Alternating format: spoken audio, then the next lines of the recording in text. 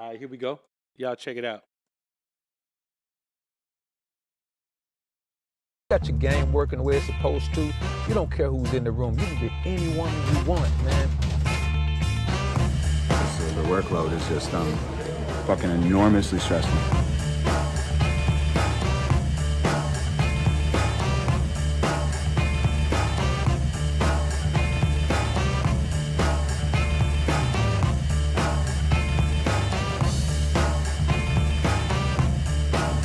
Starts on OC and fucking Rage, already kicking it. Grip, place him off camera, give him a new two. I told them the song Shakin', the one on your album, that's one of the greatest flows ever out of every flow ever. Denise said hello to you. Then tell Save, I said, what's going on? Denise at the liquor store. Do I know her? Yes! Oh, okay, tell her tonight. It doesn't matter who the competition is. You just got to work on your game, homie. All right, man. So that's a movie, man. I'm executive producing, man. Working with my partners out in Connecticut, the Save Old Boys, man. Dope piece of content, man. Got a few names in it, man. Got a few names that wasn't on this clip, man. It's a nice project, man. It's coming together, man. It's a fun project. So y'all be looking for that, man. It'll be coming and it'll be on all streaming platforms, man. You know, it'll be where it need to be. You know, maybe even somewhere more than that. But just peep game, man.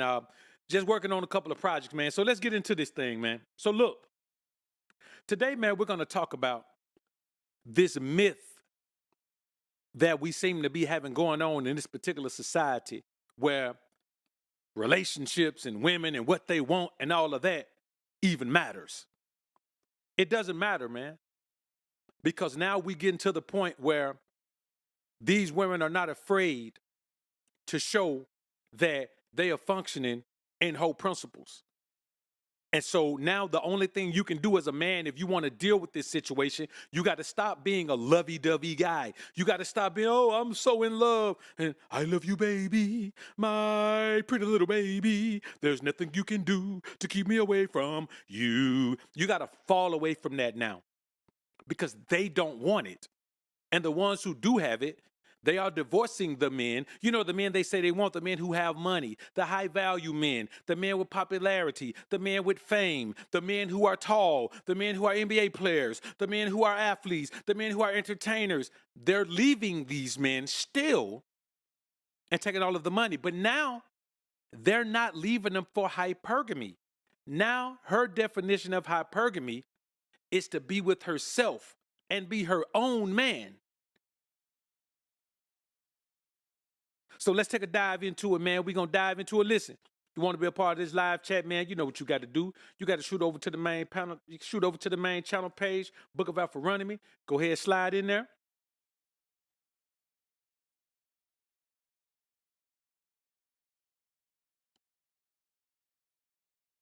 I don't know what you have. Go ahead, slide in there, man. Next to the subscribe button, you'll see a join button. Click that join button. Go into the kiosk, follow the prompts, become a member. Come on back over here and kick it with us in this here particular live chat, man. It is the live chat that you're going to kick it on, man. Come on over here and kick it with us, man, because we're going to be here for a minute. So y'all know, man, that was my bad. You know why? Because we about to go incognito in 3, 2, and 1. All right, so listen. Y'all know that there's been a lot of saying about the women choose the bear, right? The women choose the bear, and they prefer to have the bear over the man, and they feel like they'll be safer with the bear, and, you know, the bear will save them from the man, but the man won't save them from the bear. Somebody send me a very funny clip. So before we get serious, let's have a funny clip here. So here's a lady. Some kind of way she ended up in the polar bear exhibit at a zoo. Man, listen, there's about 5 or 6 polar bears in there. She ended up in there, and those polar bears saw lunch. And guess who saved her? Guess who saved her, man? Check it out.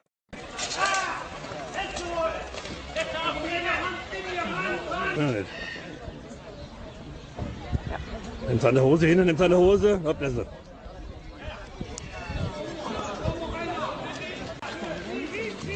Wait, here it is. Kommt da kein Hubschrauber oder so?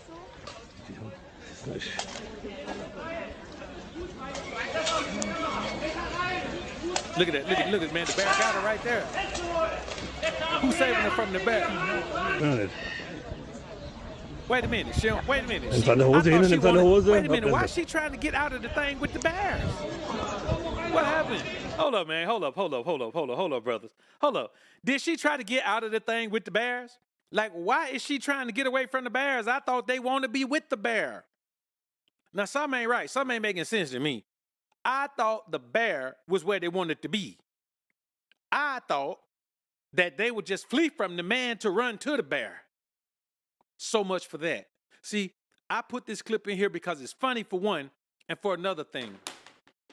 That's why I tell you, men, stop paying attention to what women say. Man, I be seeing guys in the comments going back and forth with women about what women be. Man, don't you understand women say a bunch of things just to get a rise out of you?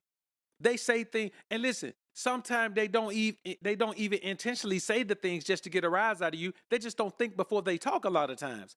And whatever they feeling, it just comes out of their mouth. I feel like a woman would be safer with a bear. Look at the history of Yellowstone National Park. And see how many people done got chomped on by them grizzly bears out there. Or they got their head swiped off by a grizzly bear out there. Go up there in Alaska and Antarctica and all them places and see the few people that go up there and see how often they get chomped on by a grizzly bear. Not a grizzly bear, a polar bear. So when you hear these things, as men, we got to stop responding to these things. We got to stop feeding into these things, because all it does, when you feed into illogic, it knocks you off your masculine square. Whenever you feed into a woman's illogic, that's why you don't have no reason arguing with a woman. By the time you arguing with her, she's just saying things to get a rise out of you. If she say something that's true, okay, it's true. I ain't finna get mad if she say something that's true. If she say something that's a lie, a woman tell me, well, that's why you got Lil Wood. I ain't finna get mad about that. She and me both know that's not the case. So regardless of what she says, you have to remember that she's going to say something incendiary. So I wanted to get that one out of the way, man. Now, y'all remember, there was a while back, Iman Shumpert was on a podcast. And he was saying, well, the woman ain't got to pay no bills. A man who got money, he don't want you for your money. That ain't why we got you. We got the money. We don't need your money. Oh, how the tables have turned. Because now throughout this entire divorce process, which I don't wish on any man, he's been crying about he got to pay too much child support. The woman make too much money. And if her money don't matter, why is the man in divorce court trying to get some of the money that she made off music before they got married? Why is he in the court telling the judge he wants some of the gifts back that he bought the woman? I thought that's what you're supposed to do. According to Iman Shumpert and Yada, that's what you're supposed to do. Now, one of those guys has found out the hard way, and it's coming for Yada too. All he got to do is fall off. When Iman was no longer in the league, his days were numbered in that marriage. They were numbered. Because when you're out of the league, the money ain't coming like it was, you got to downsize. You either downsize or go broke. And for research purposes, I looked it up. Iman Shumpert net worth still 16 mil. And it ain't like he was a superstar in the league. So that's not a bad net worth for a man who just went through a divorce and who is dealing with all of these right here. But you got to be careful about trying to champion this idea of trying to be a traditional man with a modern woman. You're stupid. You're stupid if you're trying to be a traditional man with a modern woman. Yes, she's going to let you take care of her. Yes, she's going to let you spend all your money on her, but it's not going to be the same level of respect. You remember your grandmama? Your grandmama might even, man, your granddad might have had another family on the other side of town. As long as he was taking care of home, your grandma didn't trip. They stayed together until he died. You know, your granddad always died first. But they stayed together until he died. These days, bruh, these guys be ending up in divorces and they ain't did nothing. Let's take a listen to this guy, man. So we're going to take a listen to a guy whose wife divorced him right before he scored $1 million deal. I'm talking about a month or so Within 1 to 3 months before he scored $1 million deal, the woman was gone. So guess what happened with that $1 million deal? It wasn't part of no divorce settlement because he scored that deal after the divorce. Man, let me tell you something. Once you wrap your mind around the truth and what you need to be doing, the Most High got you, man. So let's take a look at this, man. You, man. I heard you just Appreciate closed on 3 multi-million-dollar contracts. Yes. That was, yeah. Then your wife left you. 13 days prior to signing those contracts. Life, bro. So are you asking a question? Or? Yeah, I guess the question is, man, did that make you be like, well, maybe this is timing, it just is what it is? Or like, did you have any type of reservations about that? I had a revelation, and the revelation is young kings, focus on the bag. After you get the bag, choose what's best for you. Not what you want, choose what's best for you. Before you get to the bag, do your due diligence to pray to whoever it is you pray to or meditate that your blessings actually be on hold until you are aligned with your destiny so that you don't lose your blessings. So that you don't lose your blessings. Stay focused. Never get sidetracked for a woman's dream of having a husband and a family. And if that's not your dream and your goal, don't you feed into a woman's dream. Don't ever do it. It makes no sense. Don't do it.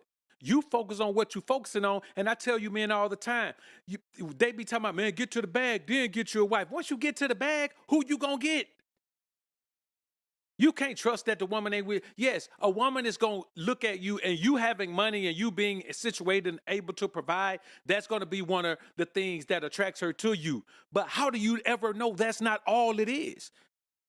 If you don't have a woman with you on a grind up, then, man, I don't know what you're going to do, man, when you get paper. Listen, bro, you cannot be a rich man and then go marry a woman. Find me the rich man who married a woman after he was already rich. Go find me one. Find me the man who married a woman after he was already rich and they're together now. Unless they got together real old. And even that, I know one couple. Personally. I know one couple. They're older, much older. And they got married older, but they both were already situated. I mean, she wasn't situated as he is, but she was already situated. She already had her own stuff. And then they decided that, okay, bam.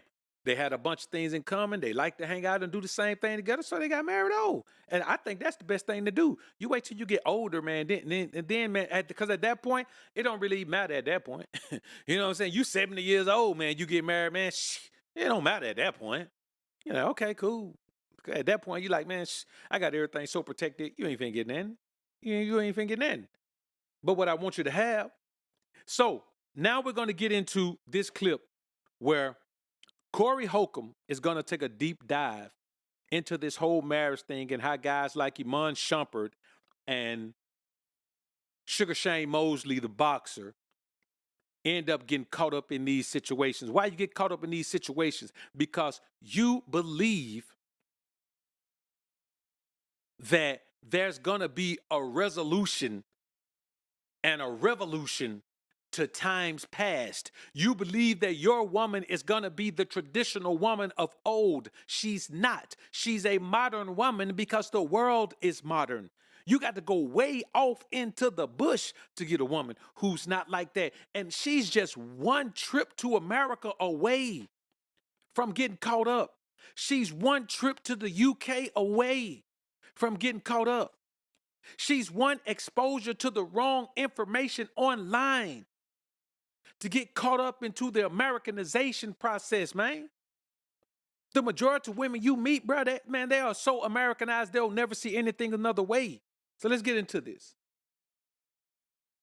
She's in your house. Why are you paying all the bills? Cause it's my house. Who? But why is she? Why is she in your house? A nigga with money don't want you to listen. I'm gonna get this out to all women world. Now I want y'all to listen to the woman trying to tell these clowns. The woman is trying to tell these clowns, why do you want her in your house if she's not paying anything? Now, she ain't got to pay no bills, but dog, she got to kick down. It ain't no woman finna be in my life who don't kick down, bruh. She got to kick down some kind of way or I'm going to keep her at a distance.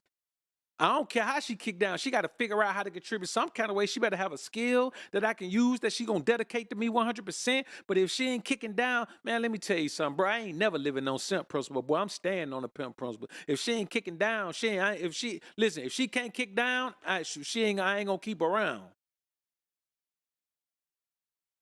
Why? Niggas with money don't want you paying no. We don't care for you to do that. We Y'all not remember coming that. to get you for no bread. If you do that and you get your own bread on the side, we gonna clap our hands for it. We gonna smile about it. We gonna be proud of it. We don't need you to do it.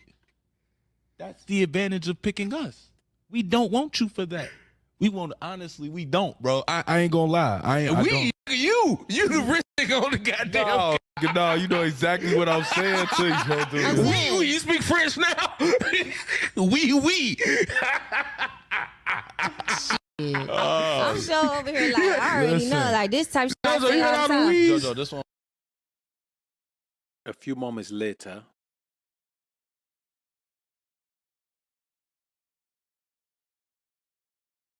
Sugar Shane Mosley and the brother who was married to Teyana Taylor.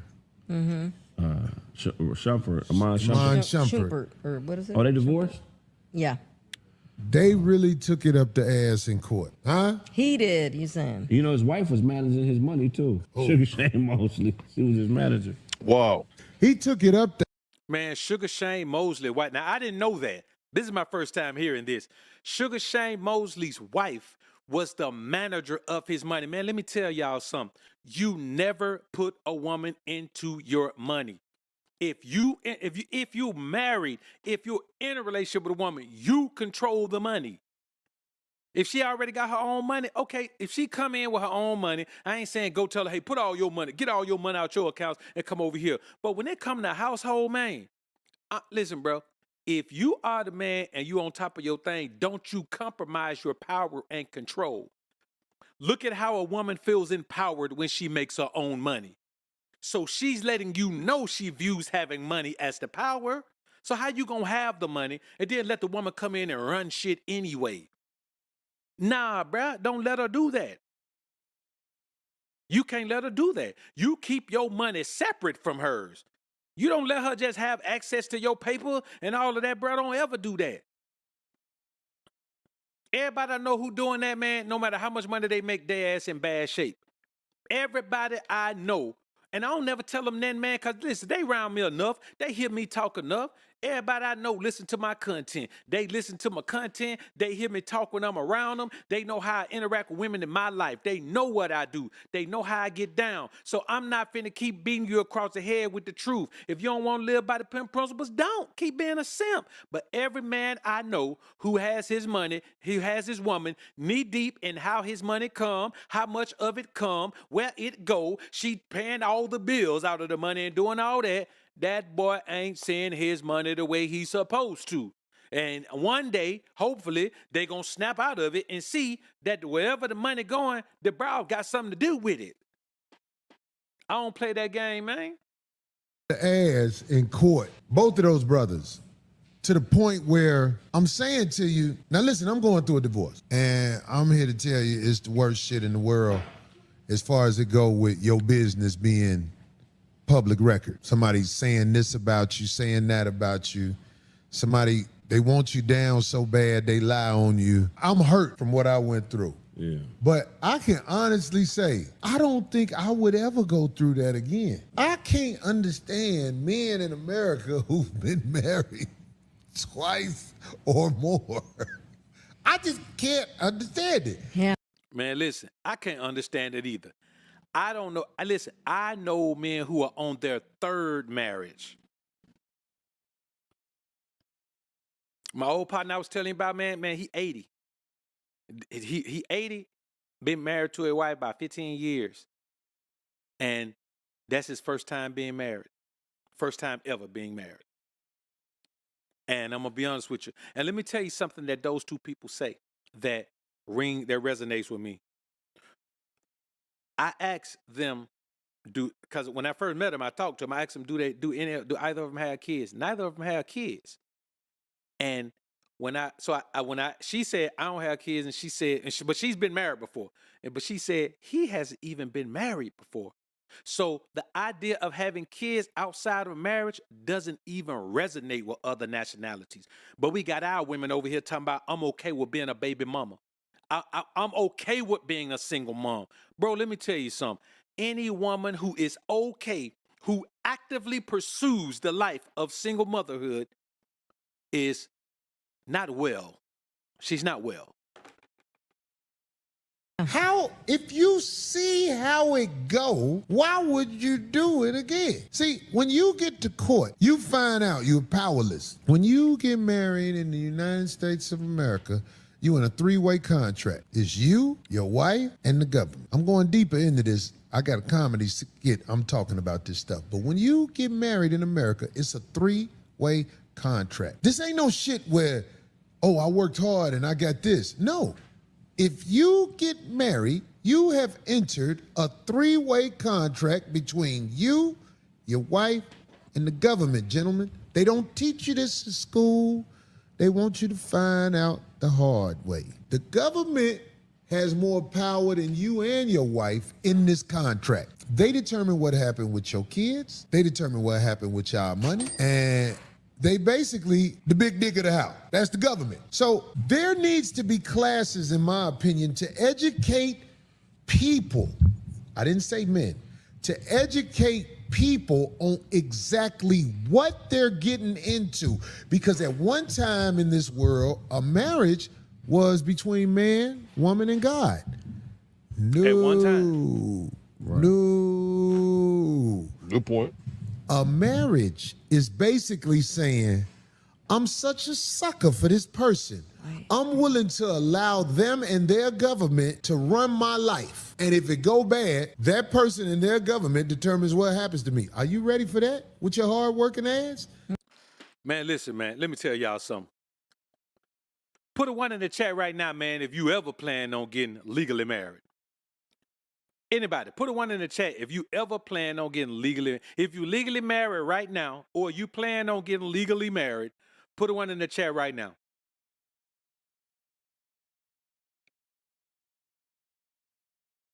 Anybody.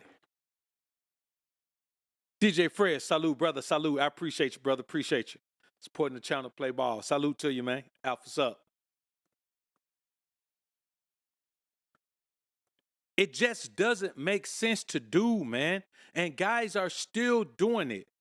Like, guys are, man, this show gonna get so deep, man. Whoever you know, tell them to come listen to this one, man. Any brother you know who thinking about legal marriage, man, and he got a woman putting the pressure on him, go get him, man. Let him come to this show, man. You understand? He need to understand this, that this is not the way to live your life, man. This ain't what you want out of life. This ain't what you want out of life, man. It don't matter how hard you worked.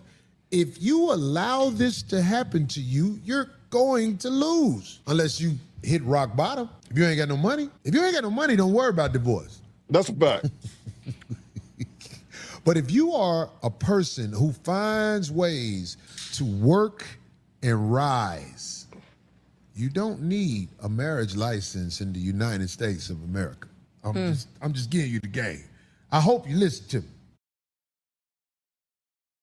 Listen, brothers, don't do that. Just don't do it. Let me tell you something, brother. There is no woman on earth so valuable. No matter what she has, even if you find a virgin wife, there is no need for you to get legally married. Once you put legal on something, it becomes government business. It is no longer. I remember KS used to say marriage is a business. Yes, legal marriage is a business. Anything that you sign a contract on is a business. Tell me when you ever signed a contract on something and it was for play, or it was emotional, or it was mental, or it was physical, or it was spiritual. It's business. It becomes a business entity whenever you sign that legally binding contract.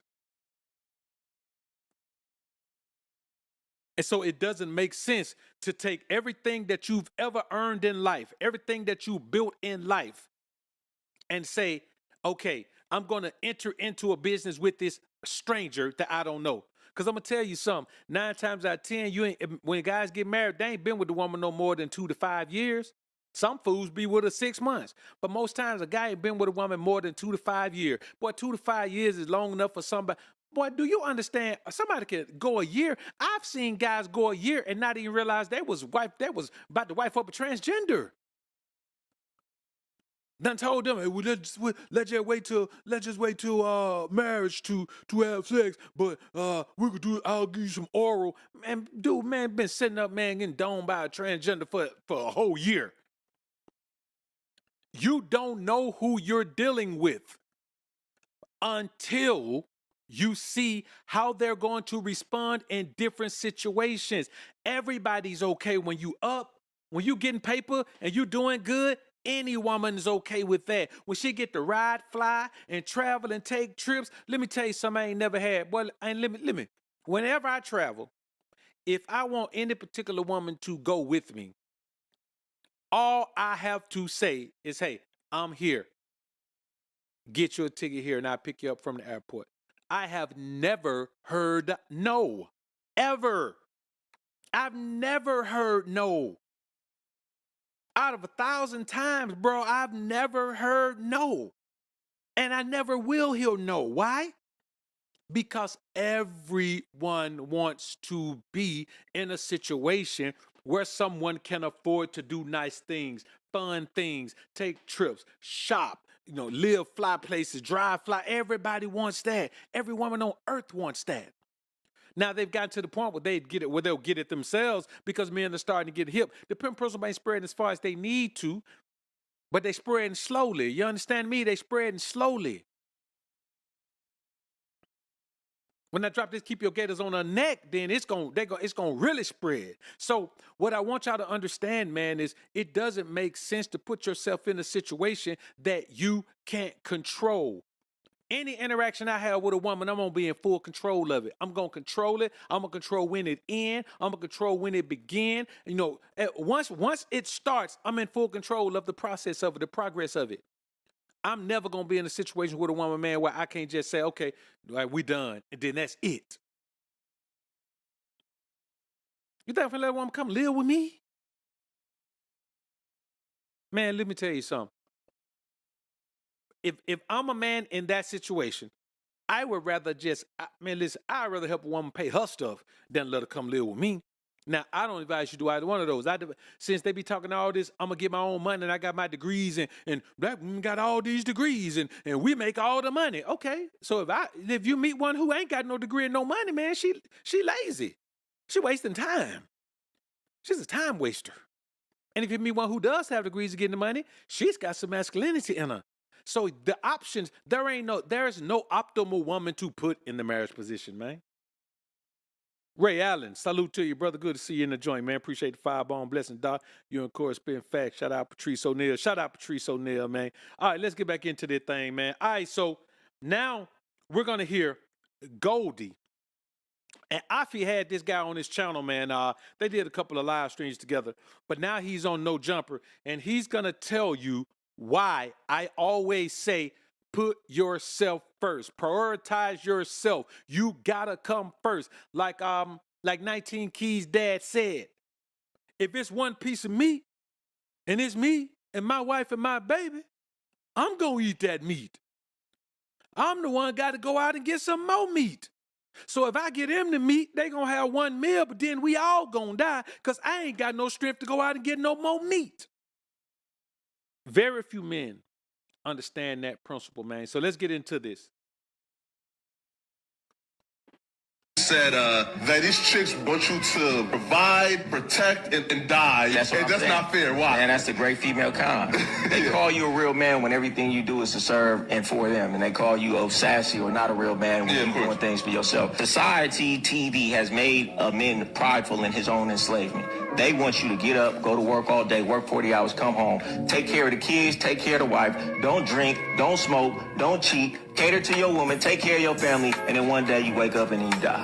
That's so-called being a man. And a lot of dudes have adopted that ideology, and I wonder, like, Where did that come from? You're supposed to do everything for everyone but yourself and put yourself last. Fuck that. I say put yourself first. How can I be any good to anybody if I'm putting everybody else before me? My cup got to overflow it so I can give well. So I got to take care of myself first. I got to put that oxygen mask in the plane on myself before I help everybody else. And that's what a lot of dudes out here is doing. They living quiet lives of desperation because they putting everybody else first, and they hate their life, and then they hate their wife, and they really don't like their situation, and then they end up doing a whole bunch of shit. You should take care of yourself first, because when you are who you supposed to be, then you can give. A few moments later. A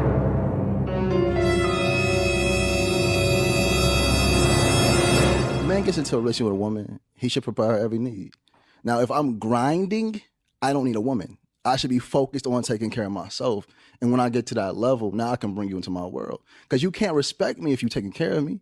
You can't respect me if you're going half on my bills. Mm-hmm. And this is what happened. A lot of men don't date to bring a woman into the world to uplift them. They're dating for financial assistance. And Now, I'm going to tell y'all something right now, man. There's one thing he said that I agree with. When you bring a woman into it, when you meet a woman, you're bringing her into your world, but not as a paymaster. See, this is what a simp thinks. He thinks that a woman can't respect you if you got her breaking bread. Okay, well, the P's ain't never had no problem with respect. He is a man who simply pays a woman to stay with him. He can't get her no other way. A man who believes that you have to pay a woman to get respect, he can't get a woman any other way. And he thinks her toleration of him, her tolerance is respect. She tolerates him because he pays her to stay. The bottom line is, when it all boils down, the men who are the most... Now, a man who does this, his old lady will be tipping with a dude who has nothing. Like, she'll be pen pals with a dude that's in prison and ain't gonna get out for 10 more years. Be sending money, putting money on their books and everything. I was thinking about a song today, man. I know y'all remember this, man. In the Closet. It was it was a song Contagious, man, where Ron Isley, R. Kelly, and the chick. And he caught him. He said, "What the hell is going on between the sheets in my home?" And so he said, so, you know, he was talking about it. "Hey, man, don't I know you?" "No, I don't know you, man. You don't know me." "Yeah, I think I know you very well." No, you don't know me, man. You mistaken me for somebody else." Then the woman started talking. "Shut up. Don't you see two men are talking? Thought I told your ass to get to walking. Now I think y'all better leave this place, 'cause I'm about to catch a case." Y'all remember that, right? You know what that showed? That old dude with all that paper, living in that big pretty mansion, being driven around in a custom Rolls Royce. His old lady tipping with some broke dude she met at the club. That's the concept of the song. She creeping with some broke dude she met at the club. If you're a man who provides a woman's every single need like this dude says, you know the one you can't provide? The Savage Pack. If you prioritize your woman and you pedestalize her and put her up here like she's the queen of the world, the one thing you cannot do is break her back. There ain't a man in the world ever been born who can trick off and pay a woman and treat her like she the queen. Yeah, she's your queen to be. If you treat her like that, the one thing you can't do is knock them cobwebs out that thing. You ain't gonna be able to do it. And you know what? I don't care who your woman is. Every now and then, she gonna want some 50 Shades of Grey type action. Believe me when I tell you. She gonna want somebody who don't view her as too clean or too nice to get down and dirty with her. I don't care who you are. You can be him. You can be Iman Shumpert. You can be Michael Jordan. You can be LeBron James. I don't care who you are. Every now and then, your woman gonna want some back-breaking satisfaction, dog. She gonna want to be treated like you don't care if she stay or go. And if you can't do that, it's gonna be looking down for you, man, pretty soon. Pretty soon gonna be looking down for you, man. Let's finish listening to that clown. This is why men want to go 50-50, because they need a woman to help them take care of them. Let me ask you this. So how do you know a woman doesn't want you just for your money or for your... I want a woman to want me for my money. Now, I want you to listen to what she just said. How you know a woman don't want you just for your money? That fool said, I want a woman to want me for my money. You know why? Because he know it has nothing else to offer. All the things that women say they want, Yada has none of it to offer except money. Women like tall guys, he's not tall. Women like in-shape guys, he ain't no cut-up, super in-shape guy. Women like guys with deep voices, his voice ain't deep. He got paper, though. Women like guys who plugged in the street, been to prison a couple times, man, got a couple of bodies on them. They're like thugs. Yada ain't a thug. So when you really think about it, all he could give a woman is money. Out of all the things that women say they like, he is the only that's the only thing that he believes he has. I don't know the guy. He presents himself as a man who only has money to give a woman. And if that's your outlook, if all you have to give a woman is money, brother, then, I mean, you're not in a position to try to tell men about how to deal with women, because Iman Shumpert just said the same thing. What happened? Corey Holcomb paying the cost to be the boss in his situation. What happened? Michael Jordan, all the way back, paying the cost to be the boss in his situation. What happened? Tiger Woods, paying the boss. Now, Tiger, when Tiger was out there, man, knocking down a whole bunch of scallies. But it just goes to show he ended up with a woman he didn't even want. And then you got to pay her? Tiger Woods was almost a billionaire, man. He was worth hundreds of millions. How you going to end up with somebody that nanny, dog? I'm a provider. Want me to provide. So why are you choosing Even me? the women You want an laughing at alpha it, man? dog. I'm gonna show you my alpha man. I'm here to take care of your every needs, and that's not just financially. That's mentally. That's emotionally. That's spiritually. Because I'm here to lead in every. You notice he didn't say physically. He said that's not just financially. That's spiritually, emotionally, mentally. He didn't say physically. Why? Because a man who think like that about his woman can't break her back. I don't just be making this shit up when I tell y'all this.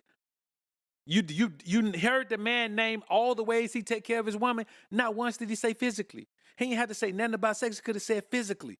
But that's not even on his mind. He believes that if you give a woman enough money, that you can buy all her troubles away. And the women sit here laughing at him, and he think they laughing with him. This is why relationships are the way they are right now. Because you have guys like this who have platforms to be able to talk all kind of foolishness out there. And you know women live in a fantasy world. One guy says this, it don't matter what the guy said in his comment, they're all, hey, listen, what does the Bible say? In that day, 7 women shall grab a hold of one man. Social media makes it possible for these women to lock in with men they don't even know personally. But I guarantee you, if Yada went around this country and him and his wife was looking for 2 sister wives, I bet they can go to their favorite place that they want to pick one from, and they leave that place with 2 and wouldn't have to go nowhere else. Why? Because when a man thinks like this, now it didn't say that the man would say, okay, I'll take all 7 of y'all. It just said the women will grab a hold to one man and say, let us just be called by your name. We got our own money. We'll buy our own clothes. We'll buy our own food. We living in that world right now. These women got their own thing. But you know who they latch on to? I'm not talking about who they settle for. I'm talking about who they latch on to. The man who don't give a damn about none of that. That's who. Every aspect of my life, because I know what you're going to bring to me. When I put you in an environment of peace, when I put you in an environment when you feel secure, you're going to elevate. And when a woman elevates, good women are going to elevate the men right next to them. So you become my diamond in the rough. How do you know who's a good woman and who's not, though? I don't worry about that. I'm a good man. I don't care if you're tarnished. I'm going to perfect you. Shine you If up, I'm a good baby. man, this is what's going to happen. I love this. Yeah, She's like, I'm here for it. I need this recorded. I mean, it is recorded. And my morning mantras. I need to cut someone. We need to play these as morning affirmations from today on, right? Now, he don't even, listen, man, those women don't even believe. Now, you got to think about it now. These are older women. These ain't young women. These women laughing, they making a joke out of the whole shit. All of these single women are making, they want this to be their morning affirmations. What are morning affirmations? Things that women listen to make them believe that the impossible is possible. Things that women listen to make them feel like they don't have to get over their issues. And homie said, it don't even matter if she tarnished. Bro, you cannot fix a broken woman. You can't fix a broken woman. You simply can't do it. And we're going to hear some guys talk about that later. Remember, we're going to hear some guys talk about that later. You can't fix a broken woman. I should have looped this in with that. You can't fix a broken woman. You simply can't. And honestly, man, a real woman doesn't want to come to you broken, because a real woman wants to come and give you the best of herself. She don't want to come to you broken, hoping that you can give her a resting place. You know, man, y'all, listen, man, he better be glad he got a wife, because if not, man, he'll be a rest haven for hoes, man. We know it already. Listen, a woman who's real and who really wants to contribute to your life will not come into your life if she knows she's going to bring some mess into it. Now, the majority of women that you meet here in the States, they will bring all their mess into your life. They will bring it in. They'll bring mess into your life that you don't even know is coming into your life, man. You understand me? They will bring mess into your life that you don't even know is coming into your life. And you can't afford to do that. So here's a man who has all of his stuff together, and he's just simply saying, all I can do for a woman is pay her. He could be a phenomenal man. He could have a phenomenal personality, could be engaging, could have charisma, could have all of this. And he's saying, man, all I can do is pay money. Now, if he can do more than that, all he ever talk about is paying money. My point is, if that worked for men, by and large, then everything will be straight. But men who pay women and take care of them are finding themselves in divorce court all of the time. All of the time. All right, so this next clip, man, this is a quick one. So we'll look at, we're going to listen to two. We're going to watch this, and I posted this as a short, where this African woman is kneeling before her husband as he proposes to her and puts the ring on her finger, which I think is phenomenal. Like, you kneel when I propose, you kneel before me. I'm your Lord. You kneel before me, and then I'll give you the ring. Well, man, I won't even tell y'all about the comments, man, I got when I posted that thing on IG, boy. It was crazy. I'm talking about, man, look, women was in there going ham. When I say they were going ham, woo, I enjoyed it too, boy. But let's get into this, man. And then we're going to also listen to this woman saying she doesn't like men who know their value. Peep game on this. 6 floors and there's no Fugazi Corporation building. We got all the men from low. Wait. My bad. Okay. We're going to listen to Cooley, man. Shout out to Cooley from No Fugazi podcast, man. Phenomenal podcast, man. One of my favorite joints. If you don't know about it, man, go ahead and find that podcast, man. Support it. He's going to tell these women, he's going to watch how slick he is in proving how hypergamous the average woman is. And listen, it don't even matter how she look. These women look totally different. One of them should have stopped at level 2, but watch how high she keeps going up. Whenever an offer of the possibility of better is on the table, the average woman is going to keep chasing that. 6 floors and there's no Fugazi Corporation building. We got all the men from low quality to the highest quality men. The only way you know it's on the other floor is if you choose to go up. If you choose not to accept floor 1, then you got to go up to the next floor. First floor is he has a job and he has a car. Are you staying at that floor or moving up? Up. Moving up a floor? Level 2? What about you? Moving up. Moving up? What about you? Going up. Going up. Level 2, he got a job, he got a car, he's charismatic, he's funny, he got a personality, and he's a good man. I'm going up. What about you? I'm going up. She going up. Now we got level 3. I'm invested now. He got a job, he got a car, he funny, he charismatic, he a good man. He also 6'4". I'm going up. You going up? I'm going up there. Going up. Fourth floor is he got a job, he got a car, he charismatic, he's 6'4", but not only that, he got a 9-incher. I'm going up. Oh, what? Y'all going up again? We at the 5th floor now. He got a job, he got a car, he got a good personality, 6'4", the 9-incher. He's a good man. He makes $500,000 a year. I'm going up. You going up? I'm gonna go up, I guess. Okay.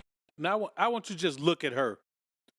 I want you to look at the delusion of this woman who believes that a man with all of those characteristics and qualities is going to even pick her. She just left 4 levels of men, and listen, level 1 might not even pick her. But she will pass level 1, pass level 2, pass level 3, pass level 4, and now pass level 5. Man, listen, bro. And now y'all listen to how he wraps this up, man. On the 6th floor, this man doesn't exist. This is just to show you that you are hypergamous and you're never satisfied. 6th floor doesn't exist. It's to show you that you're hypergamous and you're never satisfied, and the nature of a woman is the damnation of the woman. Let me tell you something, brothers. If you need any more evidence that and when I say average, I mean the average woman. And when I say average, I don't mean what everybody else means. Like when you take how many women there are, the average, no, I mean the woman who is just average. She looks okay, but nothing to write home about. She makes okay money, but nothing to write home about. She's got an okay body count, but nothing to write home about. That's an oxymoron, okay body count. But for the sake of this conversation, I'll say she has an okay body count. She's got okay mental health, for whatever that's worth, but it's nothing to write home about.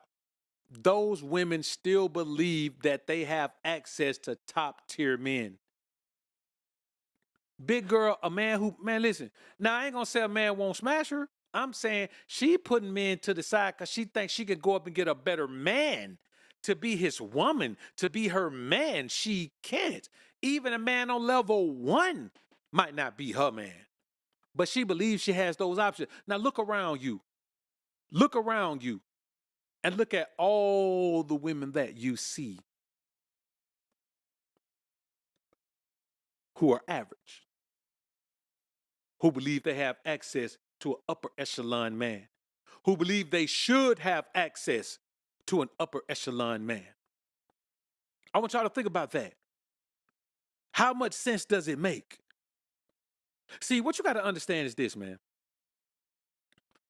Being ashamed of the failure of a long-term commitment can make a man continue whipping a dead horse. It can make a man stay in a situation with a woman that he know has eyes for someone else. Man, let me tell you something, brothers, and this real talk. When I was younger, I used to do this, but now if I got a woman out with me, dog, I don't look at other women while she's with me. But not because I can't, I can do whatever I want to do. I don't because I'm interested in the woman that I'm with.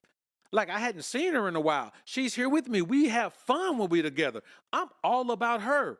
And if a woman around me can't do the same thing, it will be her last time around me. I don't care what a woman does when she's not around me. But if your eyes are so wandering and you're constantly looking for something else, or you're so driven by your lust or whatever it is, it makes you have wandering eyes when you're with me, I ain't messing with you, because not all women are like that. You have these Jezebel spirit women and these women who have fully accepted whole principles that they live like that, and they just say, okay, whatever then, whatever. I mean, we all look. We all look. You look when you're by yourself. You don't look in the face of who you with. And since I wouldn't do it as a man, I'm not finna deal with no woman, man, who do that type of shit, man. Now she for the streets. If she for the streets, I'm keeping her behind closed door when she come around, bruh. If a woman, listen, man, if a woman is for the streets, all I want her for is for the beats. That's it. You know what I'm saying? Hey, listen, she ain't coming around, man, unless I want to put on the Beats by Dre. If I ain't trying to put on the beats, man, then I ain't no need for her to be around. Because let me tell you something, brother, the woman that for the street ain't gonna never stop being for the streets. Devon Franklin Marry Meagan Good. We'll talk about Meagan. We're gonna talk about Meagan Good later. We're gonna talk about her and this whole thing with her and you know, how she was hugged up on Michael Ealy. We're gonna talk about that. Y'all just stay with me, man. We got a phenomenal show tonight, baby. We got a phenomenal show tonight. But I just want y'all to understand that you can't. Those women right there, if they were with a man on any of those levels, they will always be around. I tell you like this: it don't matter who you are. It don't matter who you are. In America, there's a great chance that your woman, and it may be other countries, but I know for sure in America, the chances are very high that your woman, no matter how tight you got her, if the right man in the right car with the right suit or the right clothes with the right jewelry with the right talk game, roll up on her and ask her, can he take her out to lunch? She gonna get her ass in the car with that stranger and go to lunch. This ain't bad, this ain't good, this is just true. The only thing keeping your woman from smashing her work husband is that he ain't the boss. If her work husband is the owner of the company, oh man, your old lady getting cut. Because she has no loyalty. She has no sense of, her loyalty is to her feelings. Her loyalty is to her desires. Her loyalty is never to you. Her loyalty is to her best option. Her loyalty is to whatever can improve her life. That's why I tell you, men, don't get your paper and then pick a woman up out the gutter and bring her with you. Don't do that. And y'all to be lying anyway, man. Y'all to say, well, he met his old lady. She held him down when he didn't have nothing. He didn't bring her. He didn't find her and bring her up to his life. She was there with him to grind up. So when you hear a man talking about shit that he didn't do himself, man, I don't want to hear nothing about that. But I'm just telling you, man, what's real. Why does your woman even have a work husband? Where did the work husband shit even come from? Why does she have a man at work that she's spending that money? Man, I've known guys, man, who old lady come home, man, and she be like finishing up some work from work. The whole time she works, she still be on phone with the work husband. Man, let me tell you something that ain't gonna happen, bro. It ain't gonna happen on my watch. We don't do, you know, man, well, if you can't have a male friend, I think it's something wrong with a woman not having a male friend. Man, let me tell you something, brothers, in this real talk. Even if your woman had male friends before y'all met, let's say you're a brother that you don't trip about that too much. They already a friend. You know, for me, man, I just ain't playing that game, dog. I don't even want a woman who it's one thing, man. If you're dealing with a young woman, she in college, it's different. Everybody in college got a lot of friends. But man, if you're dealing with a woman, man, her best friend is a dude. Let me tell y'all something about the best friend that's a dude, and they still best friends after all these years. They best friends because they friends with benefits. It ain't never been a time she been in a relationship with nobody where they didn't smash at least one. As soon the friends with benefits, the best friend is just there. She can always rely on him. And let me tell you the best thing they can have. This is why men who are unhappy with their wives go get a side chick. Why? Because you can go get with your side chick, drain all the troubles and frustration that you have into her, and then go back to home to your wife and be a new man. You ain't even bothered about her. Hell, might go back, smash her the next day. You ain't even bothered about her no more, but every now and then you need to go have a release because you're miserable. Okay, it's the same thing for a woman. If she in a situation that's miserable and all you giving her is negative energy, all she getting is negative energy, just going being loved on by another man, no matter how he treat her, he can grudge her out, he can pull her hair, spit on her, do all that. She don't care. As long as the energy he's giving, it's the appreciation for her. Now, it's false appreciation because if he got in a relationship with her, he will feel the same way about her. That's probably why he don't want to push no relationship with her. The work husband don't want your woman. The work husband wants you to keep your woman. He just want to be the work husband. He don't want the trouble of her. He done already heard how she talked to you on the phone. She done already told him some of the deepest secrets, some of the things that go on in y'all relationship. He don't want no woman who would go tell another man those things. You wouldn't want a woman that does that either, but your woman does it. Why? Because you let her ass have a work husband. That's why I'm telling you, man, here's what legal marriage does. Legal marriage keeps you on the hook to have to deal with shit that a woman does that you wouldn't deal with if you weren't legally married. Guys be having, man, their wife be cheating on them. They be trying to save the marriage. Why? You trying to save it because it's a marriage. If it was just if it wasn't a legal marriage, you trying to save it because it's a legal marriage. And men are afraid to go to divorce court. Men are absolutely afraid to go to divorce court because you know you're gonna lose. So if you don't legally marry a woman, you're not going to deal with her work husband. You're not going to deal with her. You know, well, I got a new friend. Man, let me tell you something. You a fool if your woman done met a new male friend since y'all been married. You nuts. You are nuts. And there's plenty of y'all out here who woman done met a new male friend since y'all been married. There's some new dude your woman hanging out with right now. Why? Because you're a sucker. And I ain't saying that in a bad way. I'm saying you're a sucker because you believe that a woman don't have power once you legally marry her. You legally marry a woman, you empower her in a way that no man should want to have a woman empowered in his life. The last woman who had power on you like that was your mama. So when you legally marry a woman, you put a woman right in the situation to be your mama. The only problem is she don't love you like your mama. She don't have a history with you like your mama. You can't trust her like you can trust your mama. You don't know her like you know your mama. She ain't been there for you like you been there for your mama. Boy, let me tell you something. Legal marriage makes a woman your mama. Now, why in the hell you want to go out into the world and get some woman, man, to make her your mama? Come on, man. Don't do that.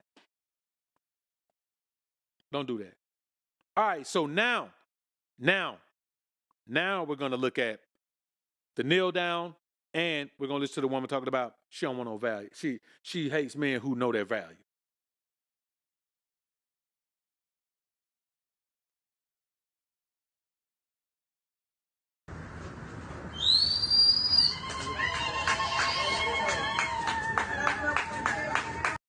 And listen, bro, this ain't a skit. This ain't a skit. This is real. This ain't a skit right here. So now the heading can be a little misleading. It says in African culture. Africa is a continent. So you can't say in African culture because every country has its own culture in Africa. So you can't say in African culture. But so you should have heard the women from cultures that may not practice this. Man, I don't care about those women or their cultures. Where the culture at that practice this? This is patriarchy right here, man. This is a patriarchal culture right here. You want to see what patriarchy looks like? Look on the screen right there.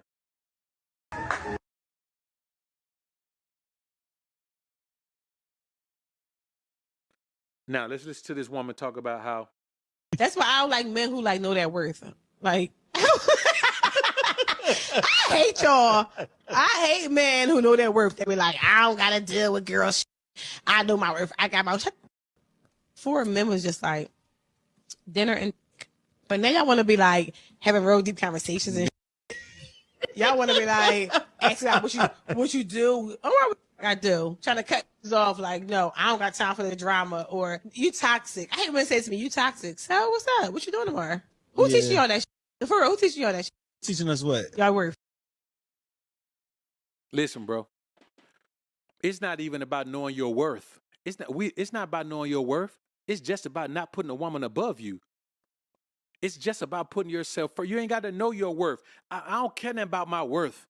Who cares about? I don't care, man. Well, I'm worth this. I'm above this, and I don't care nothing about that. I'm just putting myself first. It's real simple. Like women like to play word games with you. Who taught you your value? I don't know. I don't know my value. All I know is that I put myself first.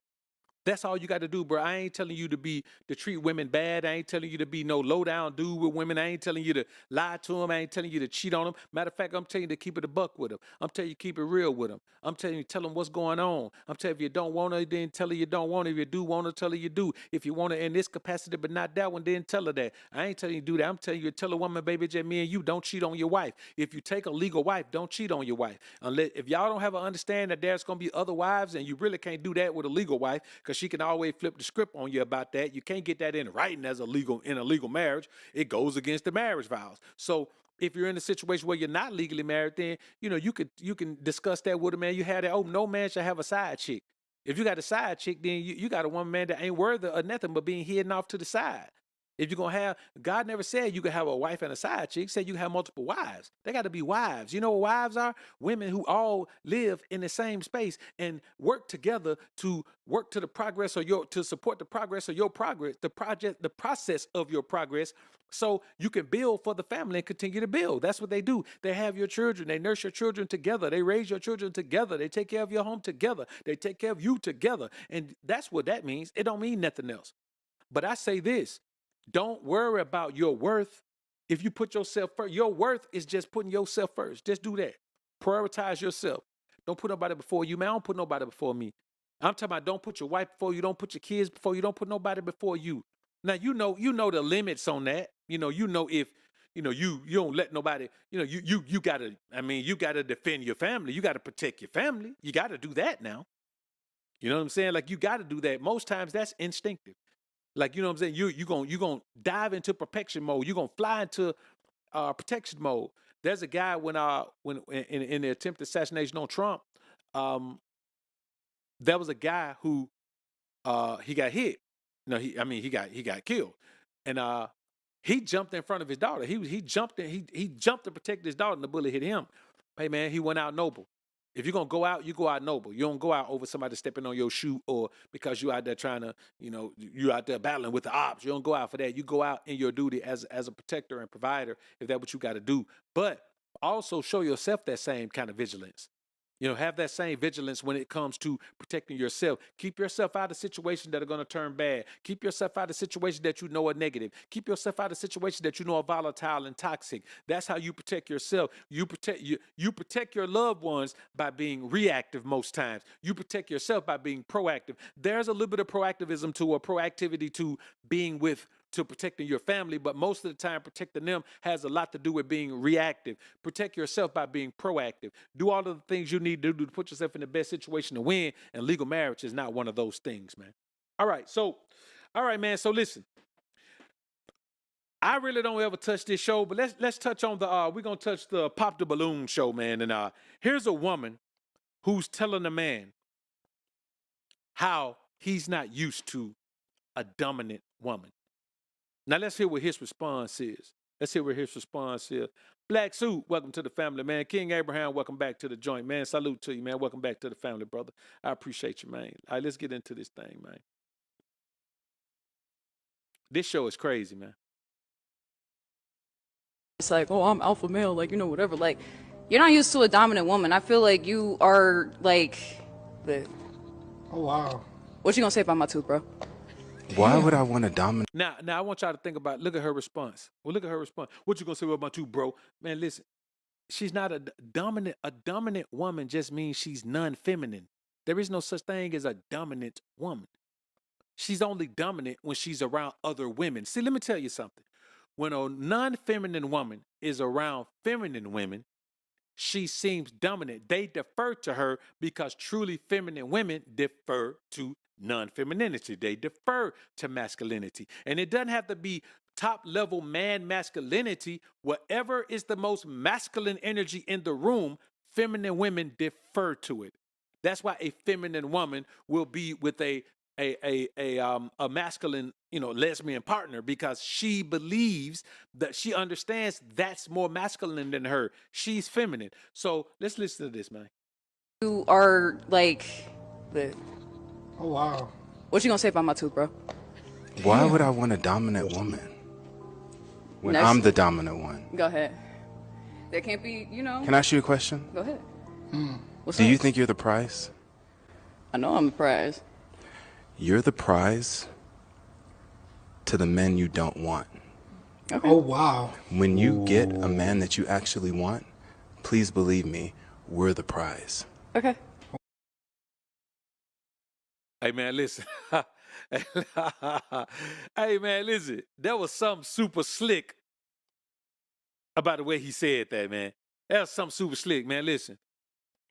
I don't care what woman I meet. Bro, I have never met a woman so beautiful. Beauty ain't enough.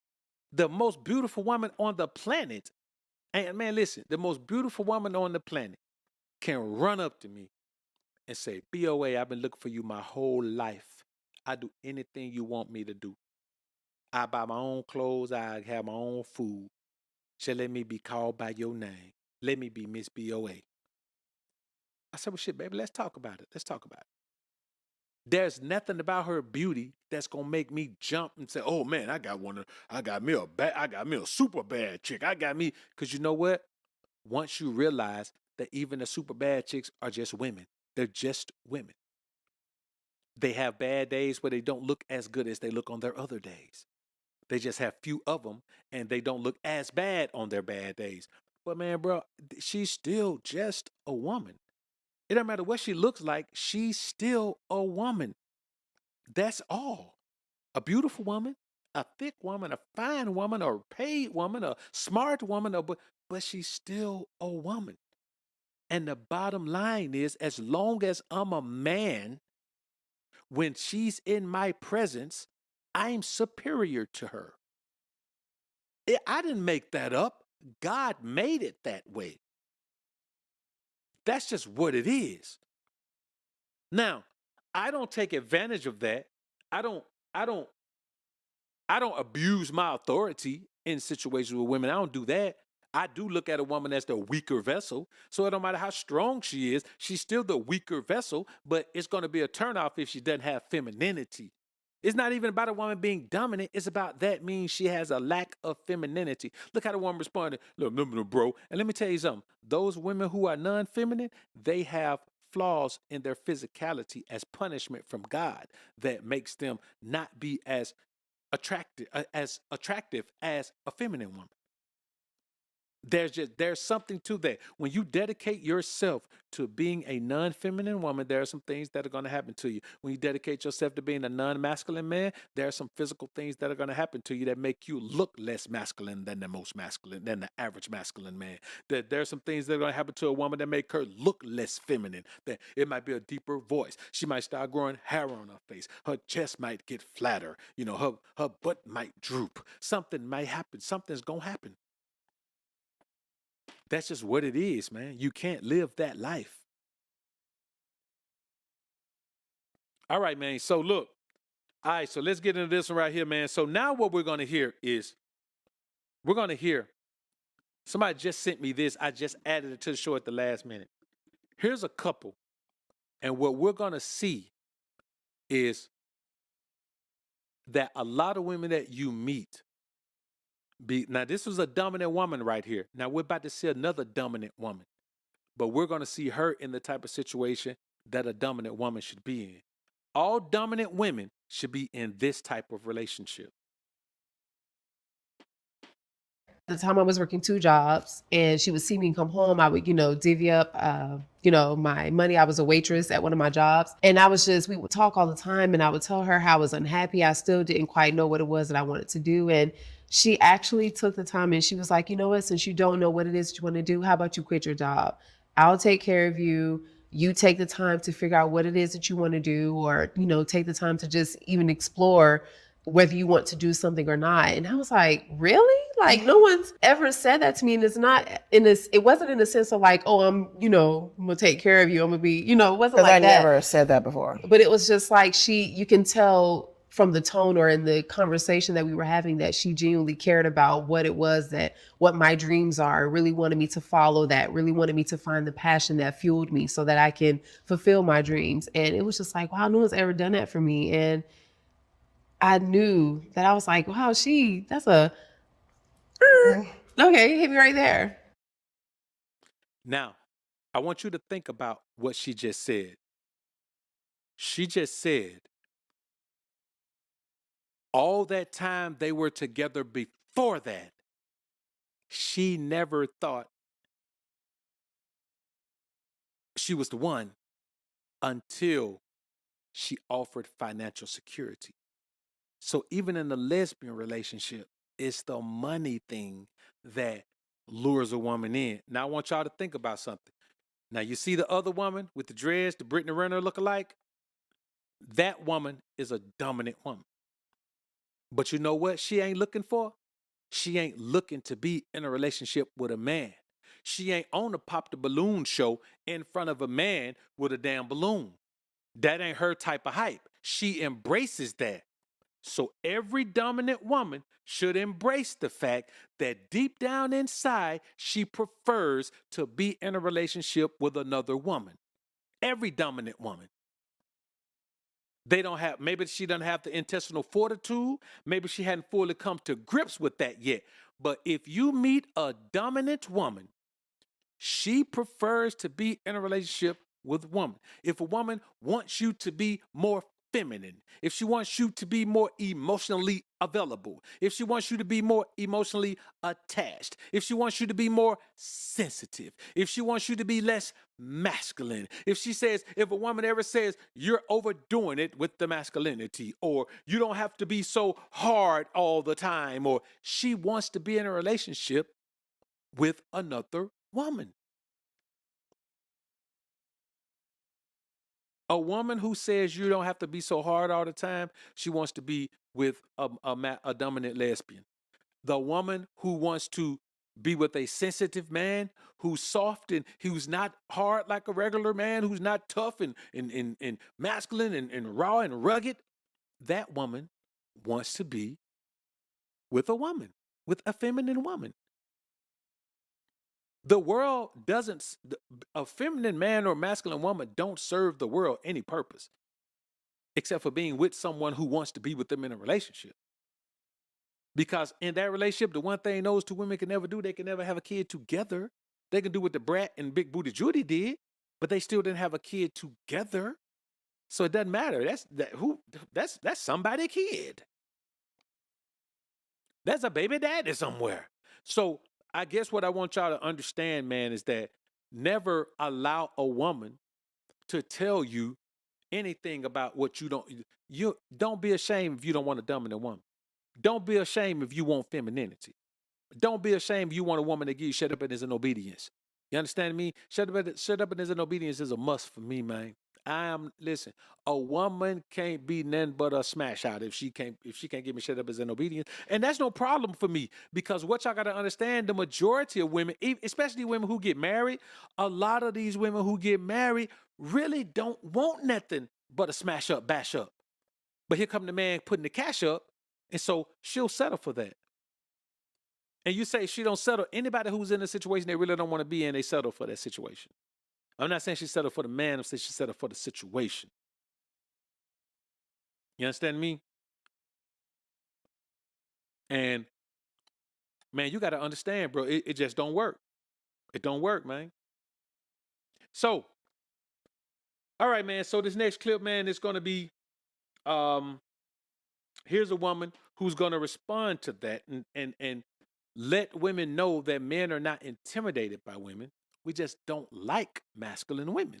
It's not intimidating. You're intimidated by a strong woman. No, like my wood just don't work for a strong woman. Man, let me tell you something. My Johnson ain't jumping for a strong woman. You know what I'm saying? My wood ain't working for a strong woman. My ding ding don't sing for a wrong woman, man. Don't ting ting. You understand me? I'm saying my Pringle don't tingle for a strong woman. I don't want no strong woman. I want a soft, feminine, soft-spoken, a woman who ain't worrying about me. I want a woman who ain't never lifted a weight a day in her life. But you know how she stay in shape? She don't really eat a lot. She don't eat as much food as a man. You understand? She ain't eating 2,500 or 2,800 calories every day. She'll do good to get 12. That's the kind of woman I want. The woman who has a small feminine stomach that ain't going to allow enough food in it. A woman who didn't grow up being told, clean your plate, clean your plate. A woman who didn't grow up being forced to eat 3 meals every day. Do you understand being forced to eat 3 meals every day? 3 regular size American meals every day is too much? So there's no way, bro. I don't want that in my life. So let's listen to her, man, tell the truth. Let's listen to her tell the truth about the boys with the pimp juice, man. So I see women say a lot that men are intimidated by them. Maybe they make a lot of money, or they have strong personality, or they're very educated or successful. Men are not intimidated by that. They're not attracted to the traits that sometimes come with that, but they're not just straight, simply intimidated because you're successful. I have never believed that myself. So a woman who has it all together, you know, she shows a man that. She shows up with her chest out. She shows up, you know, I got this, I got that. I do this, I do that. I make this, I make that. I drive this, I drive that. She got it all figured out. Men are looking to come into a woman's life and benefit it, pour into it, you know, assist us, help us. Men like to solve problems, right? So if they get with the woman who has it all together, they got to perform mental gymnastics to try to fit in there. And nobody has time for that. So then they go to somebody else. Then the woman assumes 2 things. He left them because he's intimidated. They don't realize that he's just not attracted. And then second of all, they assume the woman he went to is weaker. No, she's not weaker. She either doesn't have it all together, Or she does have it all together, but she's smart enough to realize that she still has to create a space for that man. So men are not intimidated by a successful woman. I just don't believe men are intimidated by women at all. Let me know what y'all think.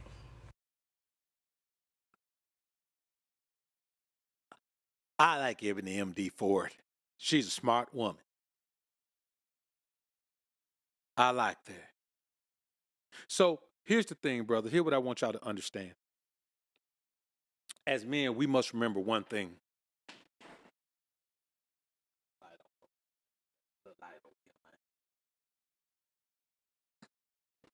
Let me help y'all understand one thing, man. And this is real. This is one of the realest things I can tell you. You got to stop accepting whatever a woman brings to your life.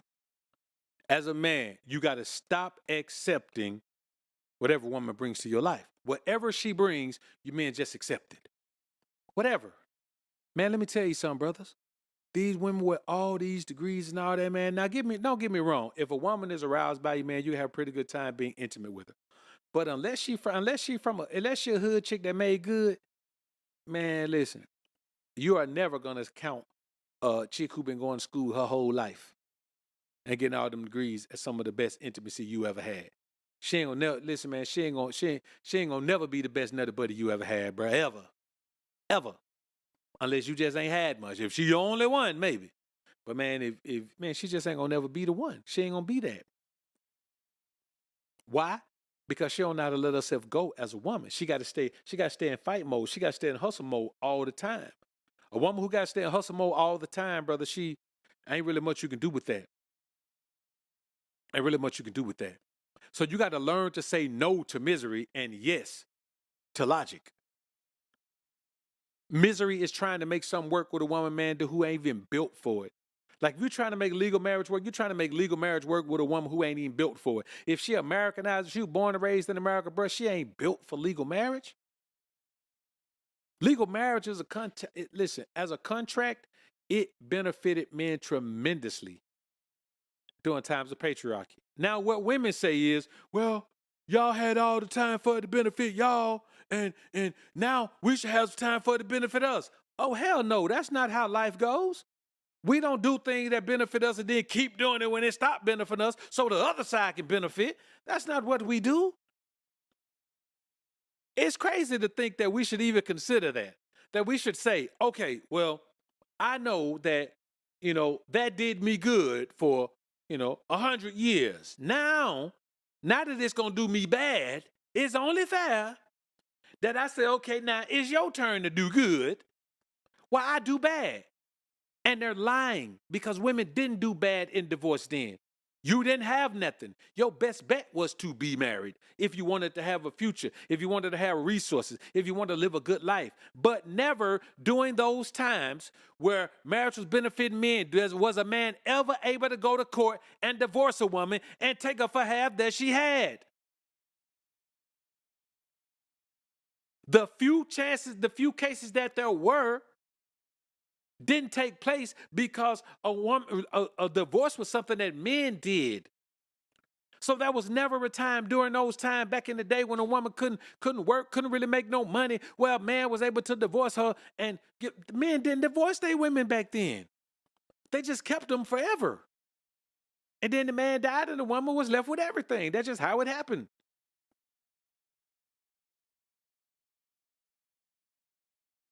And I'm just going to keep it a buck with y'all. It doesn't make sense for men to be doing something that puts them in a worse situation than women have ever been in marriage. Legal marriage has never been that bad for women, brothers. I'm telling you. Now, let's just to this next clip, man. This next clip, we're going to listen to a gold digger talk about sugar baby prices.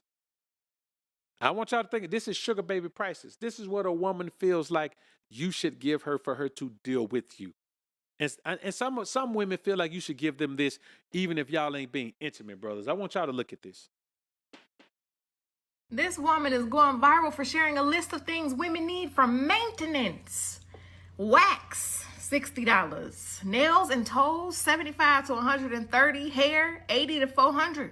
facials, brows, lashes. That $100 you try to send is not enough, sir. I just got one question for y'all. Where y'all finding men that be sending money? Because I just get good morning texts. Good morning, beautiful. They not paying for nothing. Where y'all find these at? Are these sugar daddies? Like what are we doing here?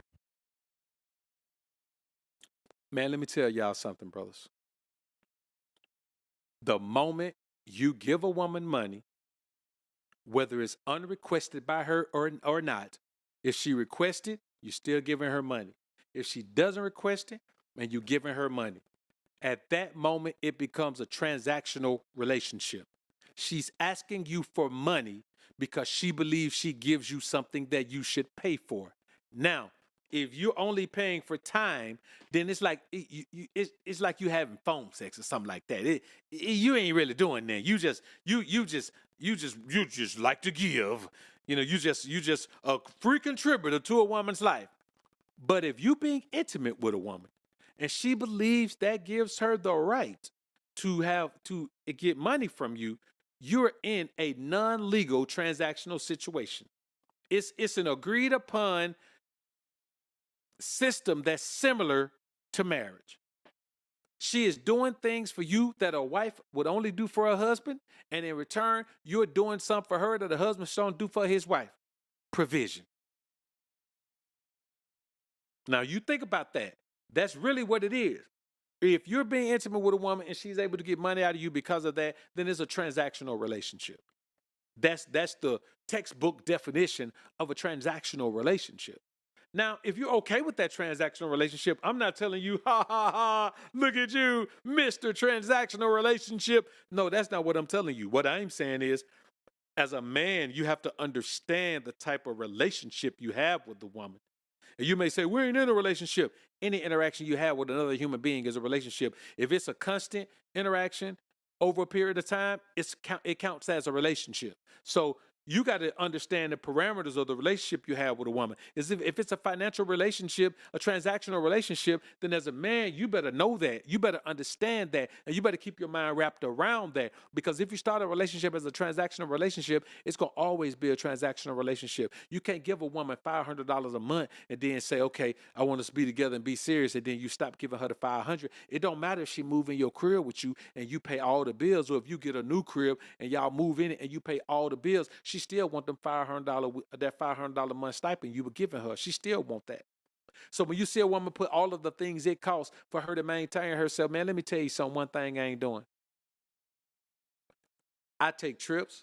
A woman can take a trip with me. A woman can hit strip with me. She can dodge dips with me. She can do, man, listen, she can do things with me.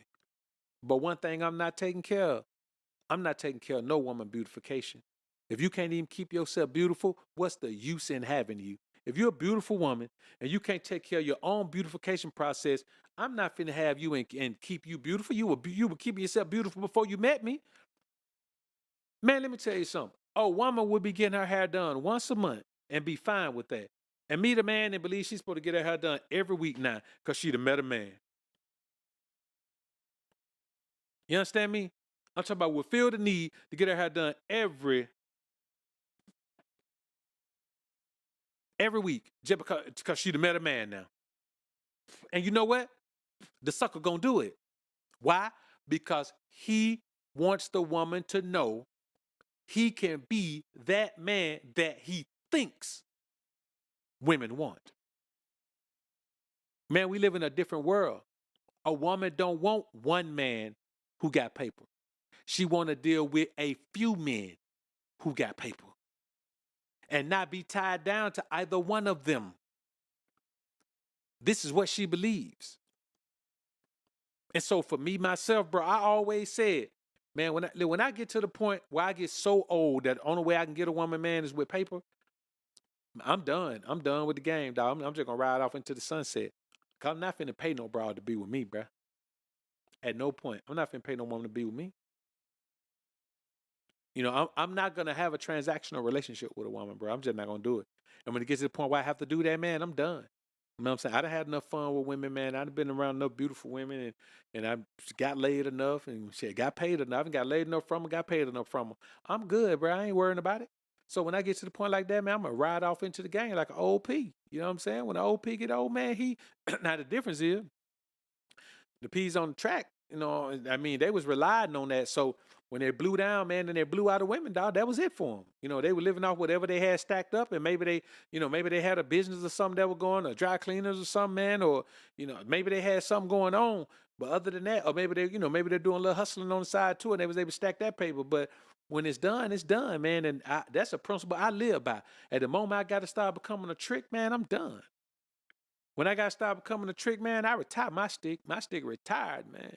You know what I'm saying? 'Cause let me tell you something, man. When the moment I had to become a trick, I'm gonna retire my stick. You understand? And my stick gonna stay retired. You know what I'm saying? As long as the prism of the ism is expired in my life. As soon as the prism of the ism expires in my life, bro, I'm done with women. I'm just gonna be by myself at that point. I'm cool. That gonna be the point where you see me, man, you know, riding my big monster truck with the shoes on the man, well, you know, with a big old Great Dane in the car with me, man. At that point, I go get me man's best friend, man, and me and man's best friend, we just live our life together, bro. I ain't got no problem with that. But I ain't finna pay. I promise you that, bro. I'm not finna take care of no woman hair and nails and all that, man. Let one of them sucker do that. But then I meet her and talk to her sideways, and she come to the crib with me anyway. All right, man. So this next clip, we're gonna listen to a brother talk about something. Now, this is for the King Ray Ray channel, but I had to go ahead and throw it in here because it fits into this. We'll talk about it more deeply on the King Ray Ray channel tomorrow, man. The Old Testament puts you on some game. Really, you can make it in life just reading the Old Testament. The Old Testament tell you about how people are. You're not supposed to look back, move forward. Different women you supposed to deal with. You know, it's so crazy. King Solomon with his Psalms. Yeah, they tell you the women you supposed to deal with. It's a manuscript for life of human nature. You get what I'm saying? Right. Because, you know, shit get wicked out here. If you want to know about human nature, the Old Testament puts you on that. Real talk.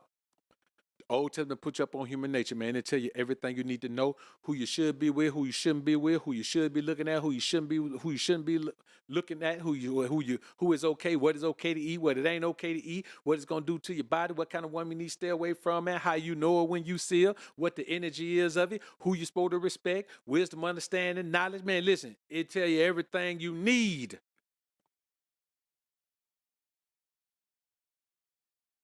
Everything you need to apply to life is in the Old Testament. Now, there are some things in the New Testament, but it's mostly just a repeat. There are no new laws. Every law in the New Testament, every time they discuss a law, it's just a repeat of a law that's already been there. That's all it is. And that's why, man, you got to meditate in that thing, man. You got to meditate it. Put a one in the chat, man, if you dive into the Old Testament every day at least once. Put a one in the chat. Well, I tell you what, put a one in the chat if moving forward, you're going to dedicate yourself to diving into the Old Testament at least once a day. Even if first thing in the morning. Even if first thing in the morning.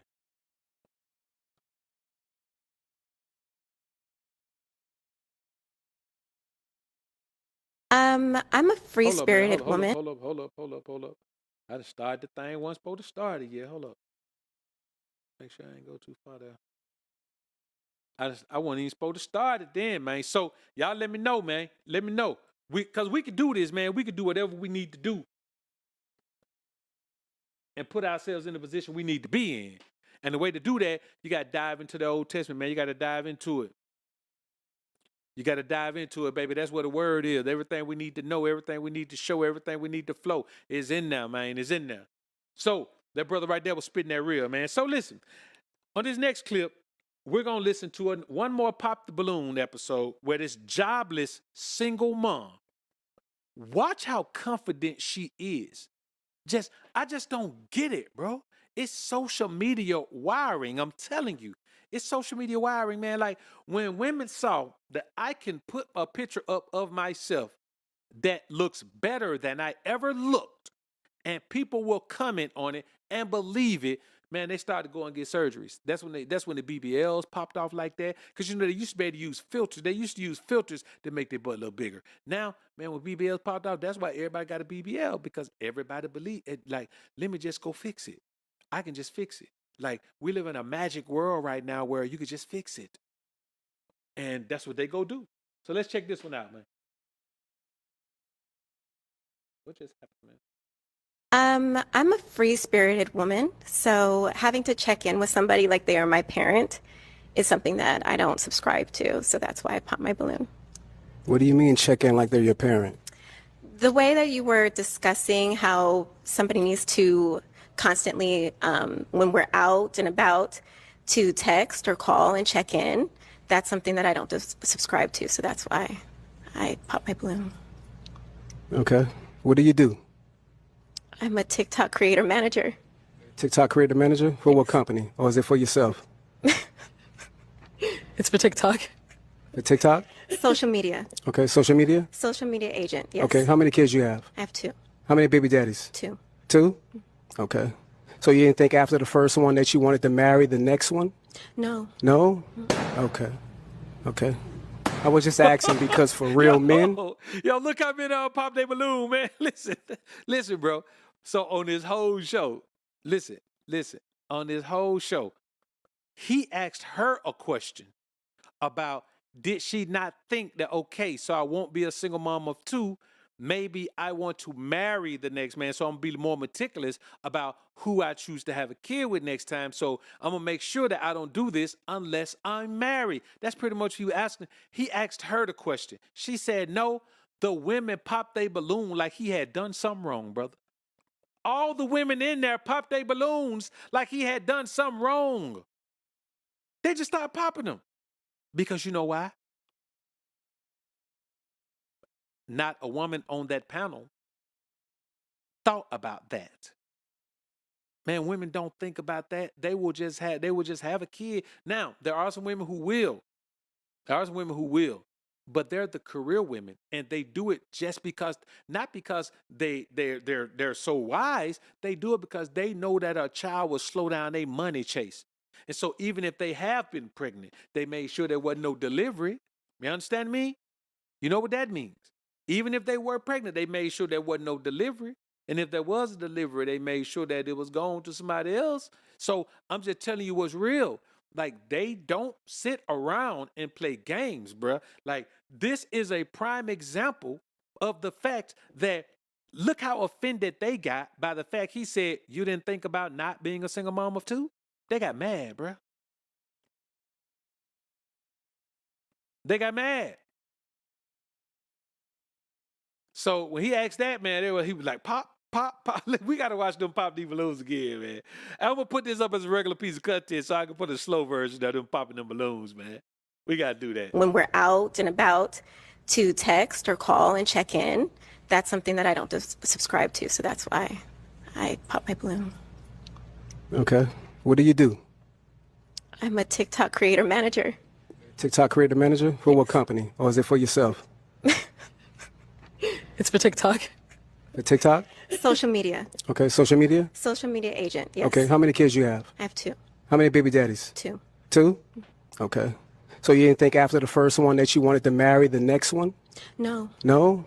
Okay. Okay. I was just asking because for real men, that's what matters. Your first one is given. Your second one, the mistake is on you. Oh, is it? Well, there's That's definitely circumstances right. under why I got That's pregnant, definitely but right. that's nor here or there, and that's Yeah, not but what I'm here for. Okay, definitely. You're a beautiful woman, though. Thank you. But I respect your answer. Now, I want y'all to think about, man, just look at how all of them pop their balloons after that. Why? Because the man has set a standard. He has said, and let me tell you the argument that they'll try to give you. And this is why y'all got to stay out of these arguments and debates with a woman. We're not the same. So a woman say, well, men got all the kids, blah, blah, blah. But we already seen the studies that show that the majority of men don't have kids. The men who do have kids have multiple kids, right? And so you could go in a room of 100 women in the city and ask them, okay, only the women with 3 kids or more stay. And all of those women, I guarantee you, there's somebody in their room that got babies by the same man. You understand what I'm saying? There's somebody in their room out of those women that are left that got a baby by the same man in that city. You can probably tell because they probably been looking at each other crazy the whole time they've been in there. They be having wood battles. Know what I'm saying? So I'm gonna keep it a buck with y'all, man. He has a standard. It's not the same as a man if a man has kids, as it is if a woman has kids. We live in a world where they try to make it equal. Well, it ain't equal. There is no equality to it. There ain't nothing equal about it. We ain't talking about equality here. We're talking about something totally different. We're talking about men are men, women are women. And so when a woman has something, it's totally different when a woman has those kids. Because here's the thing about it. If a man takes care of himself and a woman takes care of herself and they both have 3 kids, the woman is going to look worse for wear after the 3 kids. Having those kids alters a woman's body. Having a child is a very tough process. Let's not act like a woman going through a pregnancy and going through labor and delivery and then recovery and all that. Bro, that is a tough process. And all because of Eve, now it's done with pain. You know, it's done with all of that. But when you think about it, it's a tough process. So there's only so many times, maybe 1, perhaps 2, that the body can go through that and not be altered forever. That's just the bottom line. So if you come to a man, you already got 3 kids, they have done something to your body that man shouldn't have to accept. I shouldn't have to accept a wife who has the battle wounds from carrying another man's kids. But that don't make sense. And then furthermore, you got to ask that woman right there, why would a man who's looking for a wife want you if you just had 2 kids already and never thought once about marriage? Man, let me tell you something, brother. If a woman has never even been proposed to, even if I was a legal marriage, if I was a pundit for legal marriage, you understand? If I was an advocate of legal marriage, I would never legally marry a woman who has never even been proposed to, but she's had a bunch of intimate partners. I wouldn't do it. Because no one else ever thought enough of you to propose, which means you weren't even making guys wait long enough to get to know you. Like you were allowing yourself to just be something to play with because nobody even ever tried to stay. I don't care if you turned the proposal down.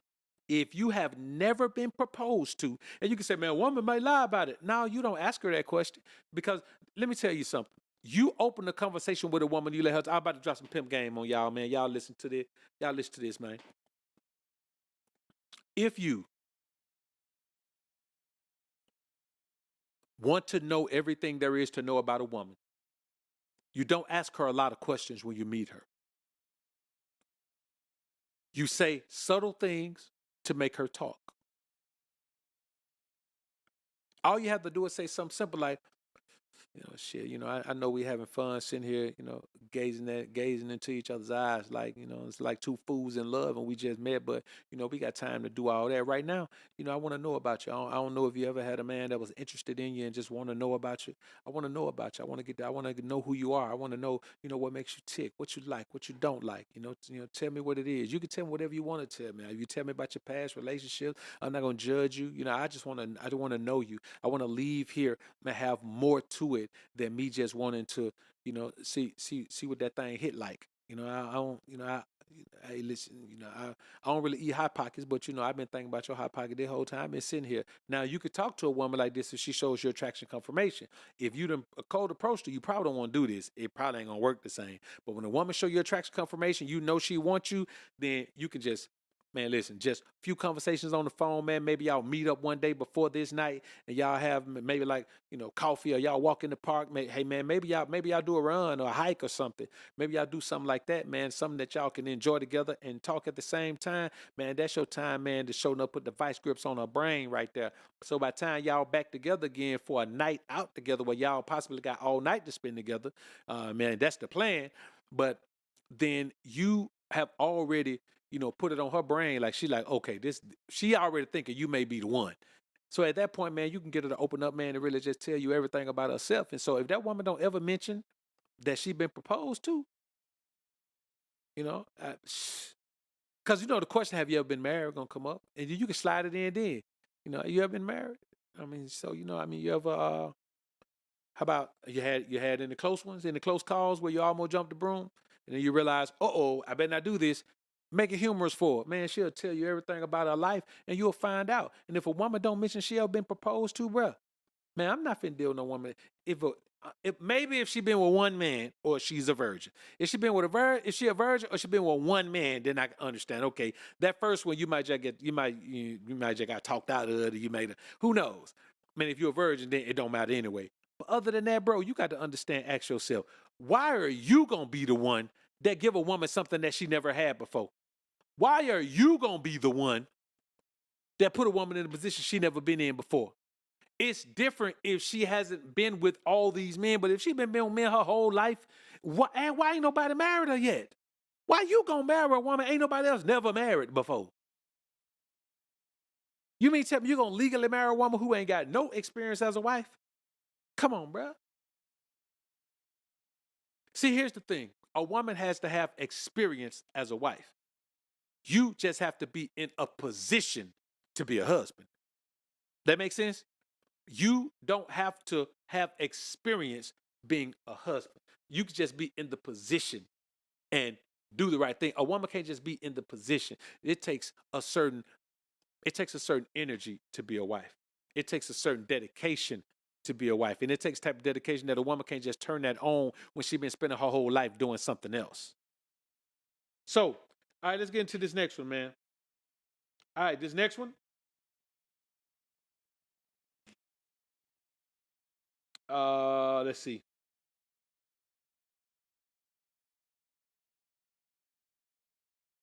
Okay, that was a single job. Okay, here's a woman. Man, listen to what she says. She says he's going to ask her, how long does it take, not for you to invite a man to your house to smash, how long does it take? How long do you have to date a man before you cook him dinner? Now, I want you to think about what dating means. That means that 9 times out of 10, the man is paying for everything. Every time they go out, the man picking her up. They probably went on a trip already. They probably went, in this amount of time, they probably did a bunch of things. And that woman said, take all this time. And I want you to look at her first. I want you to look at her and tell me, why does this woman believe that a man is going to deal with her for a year if that's what he wants? Here's what she's telling you. She's dealt with men for a year before and never even had to cook for him. She's used to just being something to play with for a year. Big game. How many successful dates does a guy have to take you on before you say, I want to cook him a meal. I want to cook him dinner? I'm a person, I don't really bring a man to my house. So for me to cook for a man, we have to date for a while. So I'll say at least a year. I wouldn't be comfortable until he's my boyfriend. Okay. So the title matters to me.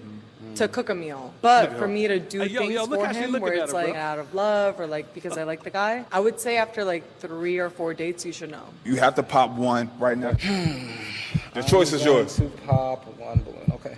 I'm going to pop this one. Okay. And come on right here. Why did you pop her balloon? So the reason that I popped her balloon, the reason I'll just speak to you, is I don't really agree with that. I cook for my women as well. I'm a very good cook. I wouldn't have my girlfriend waiting a year, or even somebody that I'm talking to taking serious a year before I cook for them. I said we had to be in a relationship. So for me to cook for a man, we have to date for a while. So I'll say at least a year. So I'll say at least a year. So I'll say at least a year. Goodbye.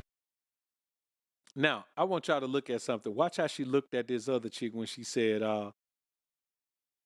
peep game.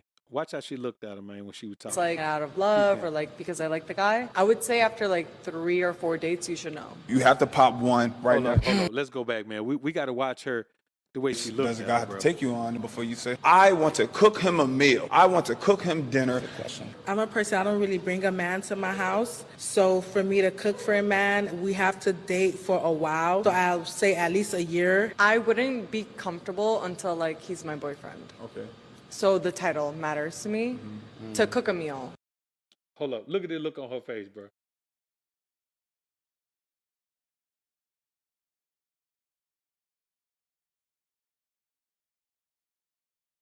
I'm trying to find it, man. Exactly.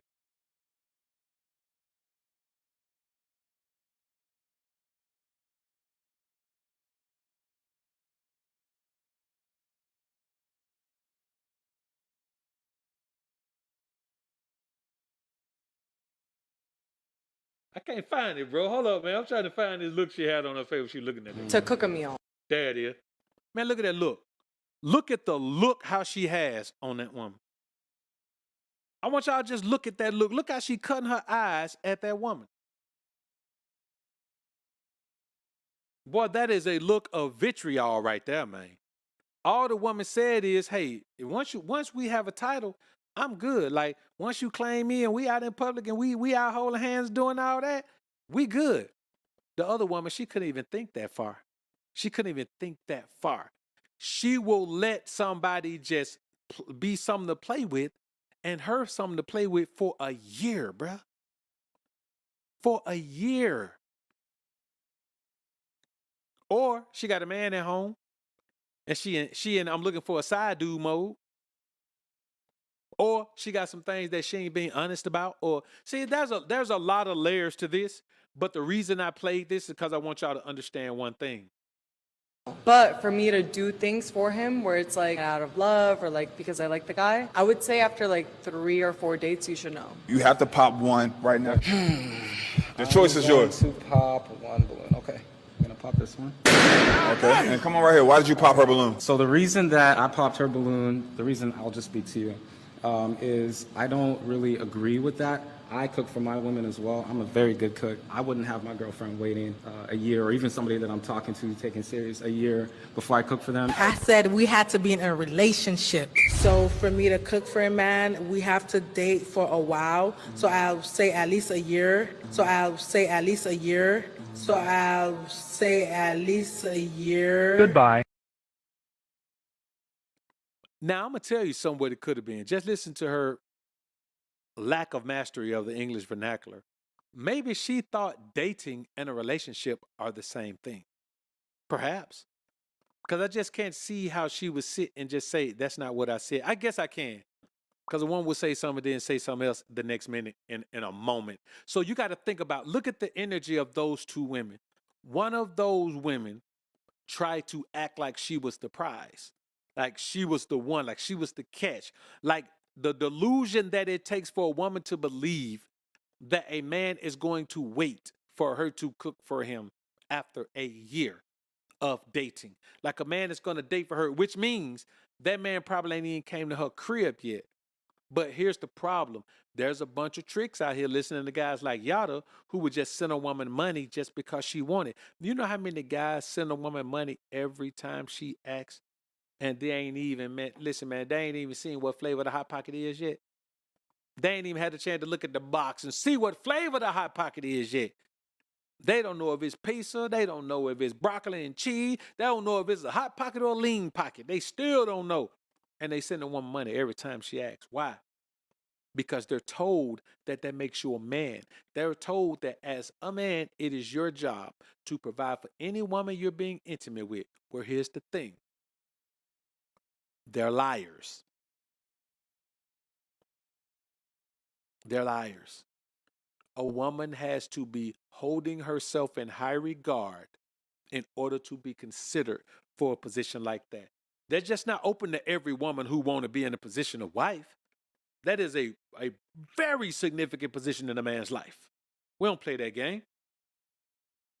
D. Phillips, appreciate you, brother. I bet she wants you to wine and dine her in that year. Man, wine and dine her, take her on trip, take her shopping, pay her bills, do all of that. We know that's what happened, man. We know it. We know it. That's crazy, man. And then she turned around and just told a lie about it. Because you know what? She was looking at the other woman, man. She was looking at that woman and she was looking like, you know what? That's a real thing you just said. Well, I'm over here being a smart ass. I wish I had thought about that. But let me tell you something that happens, man. A woman that's living in delusion, a word of wisdom, an honest word of wisdom snaps her back to reality a lot. So that's why a woman got to get me shut up as an obedience, because I constantly got to snap her back to reality now. When I'm dropping them gems on her, which is something I just do every day, like when I'm talking to people, I'm dropping gems. So when I'm dropping them gems on her, she need to have an open mind and open ears and a closed mouth so she could take them in, and they're going to help her be that, because I'm getting better every day. So she got to be getting better every day. And I think that's one of the things that we leave out. You meet a woman that feel like she already who she need to be and she's the prize and she's so valuable, it's hard to get her to work on getting better every day. She don't think she need to get better every day, but she does, because every day when you get better for a certain period of time, you become something different. So she got to grow with you. If she's not growing with you, then you got to be talking about elevate the woman. Elevate the woman for what? The being in your presence is automatically going to elevate the woman. It's going to elevate her. It's going to put her in the presence of God like she never been. It's going to put her in the presence of wisdom, understanding, and knowledge like she's ever been. It's going to put her in the proper space. And the reality is, a lot of times men go into these situations and they don't think like that. But the other woman, she knew what she, man, listen, how wholesome. We live in a world that's so messed up when it comes to dating in this country that woman sounded refreshing. To say, well, after about 3 or 4 days, you should know. And how long does it take me to do things for a man because I like him and care about him? Man, it just 3 or 4 days. Listen, bro, 3 or 4 days, that's a month. That's fair. It's fair for a woman to wait a month. But I wish they would be more concerned waiting more than a month to get a box away too. They're not. They're caught up in being. Their pleasure overwhelms them. And many of us, it's the same way with us until we master our physical man by enhancing our spirit man. So let's get into this next one, man. So when you hear a woman say that, man, if that sounds refreshing to us, man, that's just normal shit. It's normal. It should take more than that for us to be talking about, oh man, she's so refreshing. Man, protect that queen. It should take more than that. It should take more than a woman paying for an extra meal. A woman pay for a meal and you be telling my man, you got you a good one. What? Y'all done had 1,000 meals. You pay for all of them. You pay for 999 of them. She pay for one. She a good girl. You been taking care of that woman, man, for 5 years, man. You hit a little rough patch, man. She give you $100 out of her pocket. Now she a queen.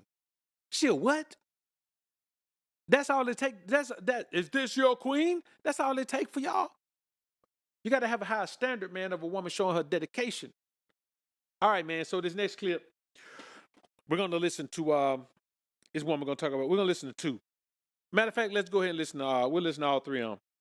We got one where this woman says when she spend the night with a man, she leave early. We're gonna talk about what that means, what that sounds like.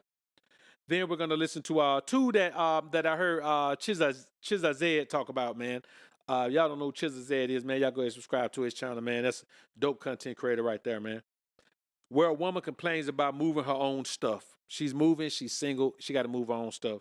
Then we'll listen to one where a woman talks about how she rode the carousel and then she suddenly, now she want to settle down.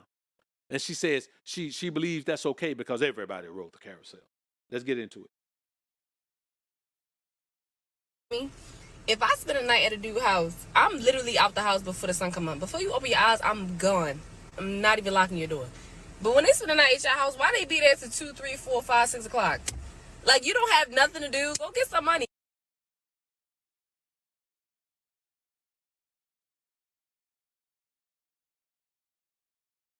Why are men not men anymore? I just, for the past 48 hours, I disassembled a bed, carried it to my car, all the parts, by the way. Wow. Carried a vanity to my car, loaded it in the car. Right. Then drove to the storage unit to help my friend unpack everything, to get it on a gurney, to take the gurney up to the elevator, to take the elevator up to the 4th floor, just to get it to a storage unit, and then have to lift it up again and take it back into the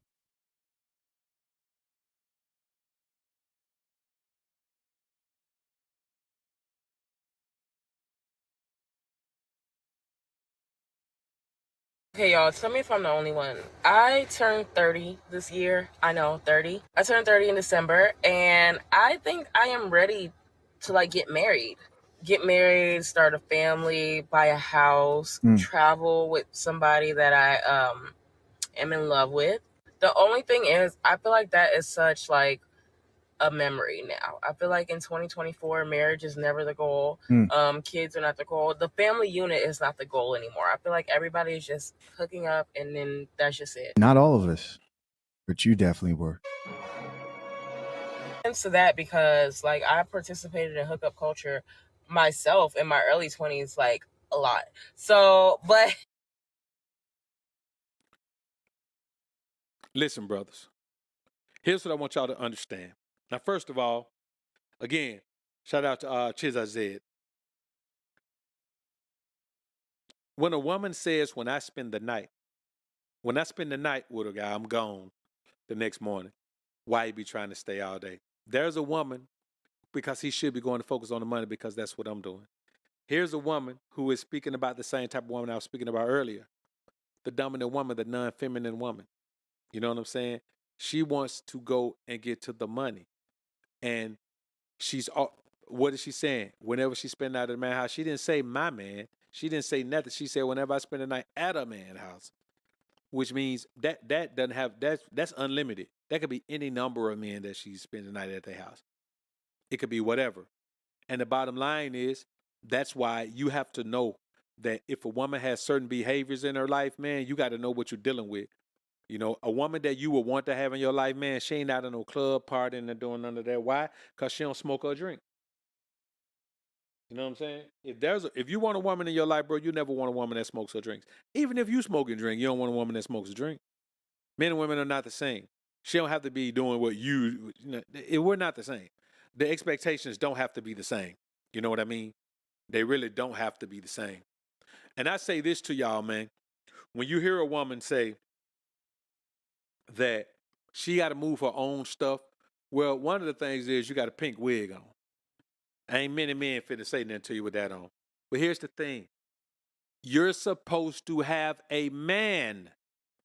We live in a society where they want random men to give women provision and protection. No, you're supposed to have a man. A man is supposed to protect his woman and his family and his household. We're not supposed to be out here with capes on, flying to the rescue, being a superhero for every woman that we come across. That's the problem. A woman wants to not have a man, not do what it takes to get a man, and then want a random man to treat her like he's her man. And you seem to do a pretty good job. There's women who couldn't do all that. You know, the most feminine women among us, they can't do that. If you can move all that stuff by yourself, stop crying about you ain't have no help. You didn't need no help. If you needed help in your life, then you do what you had to do to keep a man in your life. That's what you do.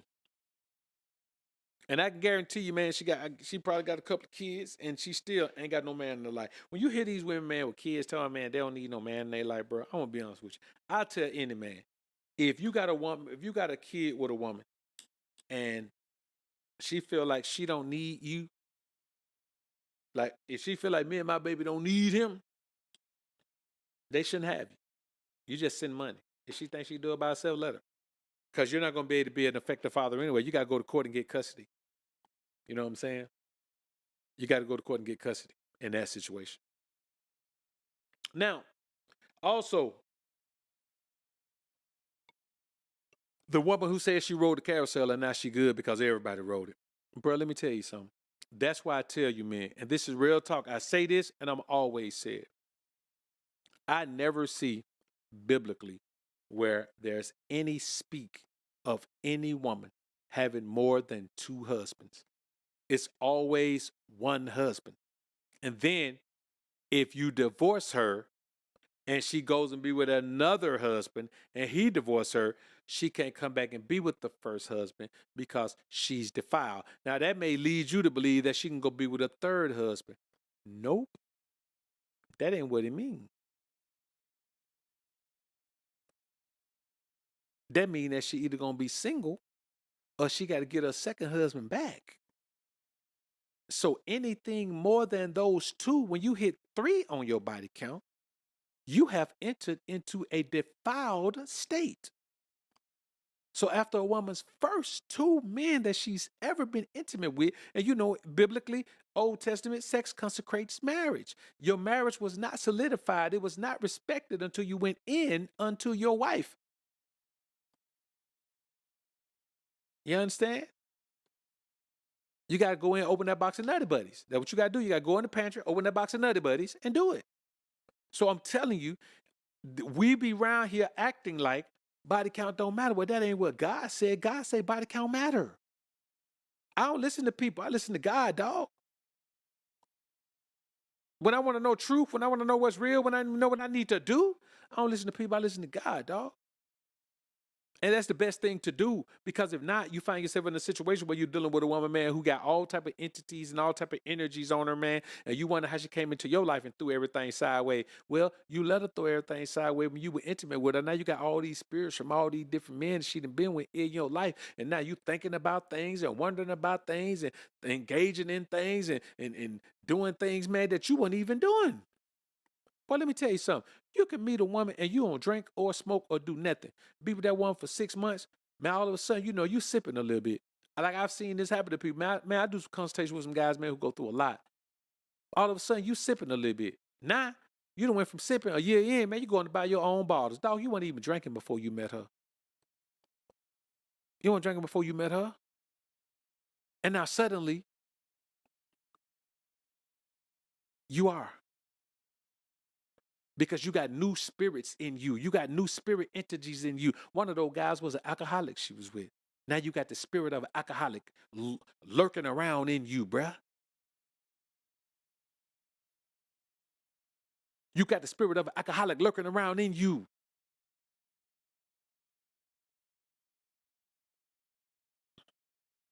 Man, I'm telling you, bruh, you got to be serious out here, man. So for me, man, if I'm talking about putting a woman in the right position, and listen, bro, as long as she legal, man, she may be 20, 21, 22, 23. I don't care.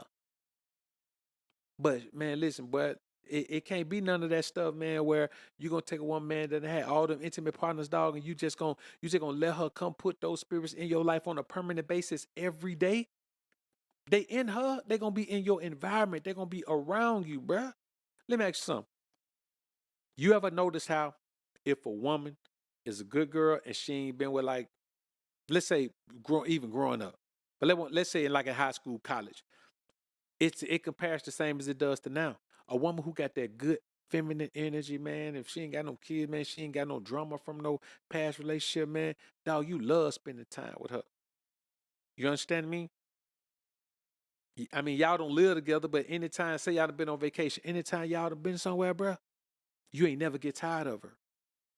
But if a woman got a serious history, a huge history with a lot of different men, eventually, like, you get tired of her energy because her femininity starts to wane. She got a lot of masculinity in her. So whatever femininity she got left, it don't last for long. It's not a constant thing. She's feminine for a while, and then those masculine energies start to come out of her. Her energy just shifts. It ain't because she don't like you. It's because those energies don't like you. Like, she changes into something else. The spirit world is real, man. Being dominated and with these spirit energies, man, it's a real thing out here. Now, let's get into the next one, man. I normally don't do these, man, but we're going to look at a proposal going wrong. That's what we're going to look at. We're just going to look at this one.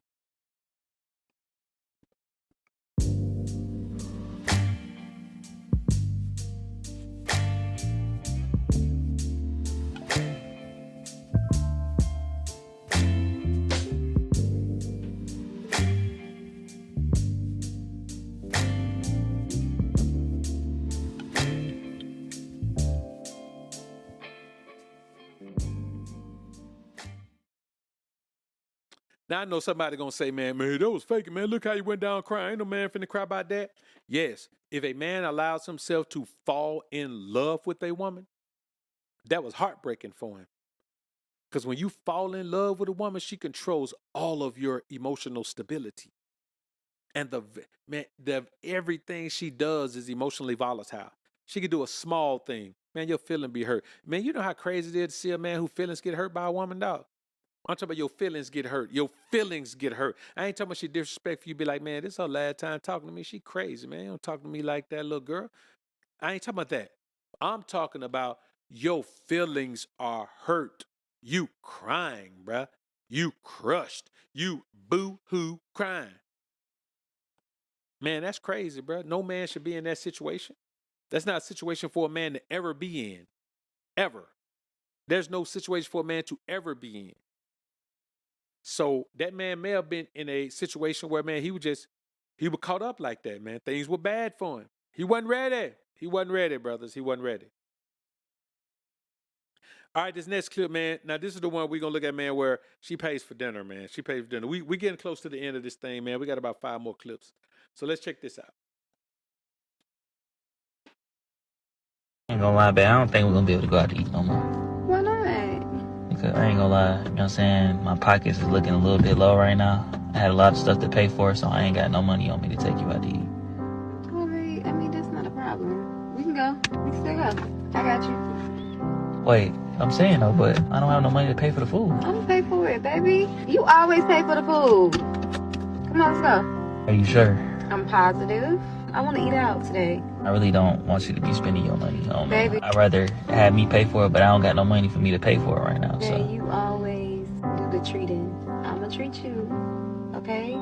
It's no problem at all. Let's go. I'm hungry. you hungry? I got you, babe. I just want to make sure. There's nothing wrong with me paying for our food. Come on. Now on that post, it was said when she's a good catch, or when she's a, I forgot, man, something. It gave her so much credit for paying for one meal, bro. One meal, paying for one meal. That's what we're doing now. I'm not saying it wasn't a good thing. I'm saying she's not the queen of the world because she did it. That's her job as a helpmeet. The problem is you have women who get too much credit for doing normal things. Now, as men, most men don't even think they deserve anything but to be used and taken advantage of. They think all they have is to give, give, give. They're supposed to be the provider. They're supposed to be the protector. They're not even expecting any engagement. They're not even expecting any dedication. They're not even expecting anything. All they're expecting is reservation and frustration. You understand me? That's all they are expecting. And so when they get that, it's no big surprise to them. They don't care.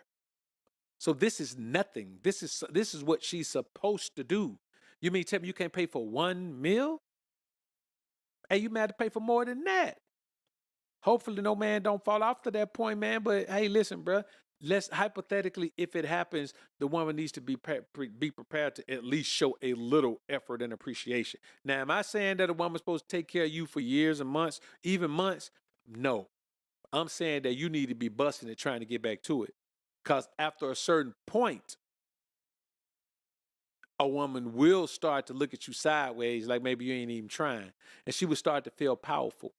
See, it's not about her not respecting you. It's about you losing power. Rightfully so. The longer you go as a man, unable to do the man thing, provision and protection, your power as a provider and protector starts to shift over to her. It starts to shift over to her. And 5 years in, if a woman has been with you, you've been with a woman for 5 years, she's been taking care of you for all 5, or she's been paying the lion's share shit for all 5, man, that woman has all of the power. She got you doing whatever she wants you to do.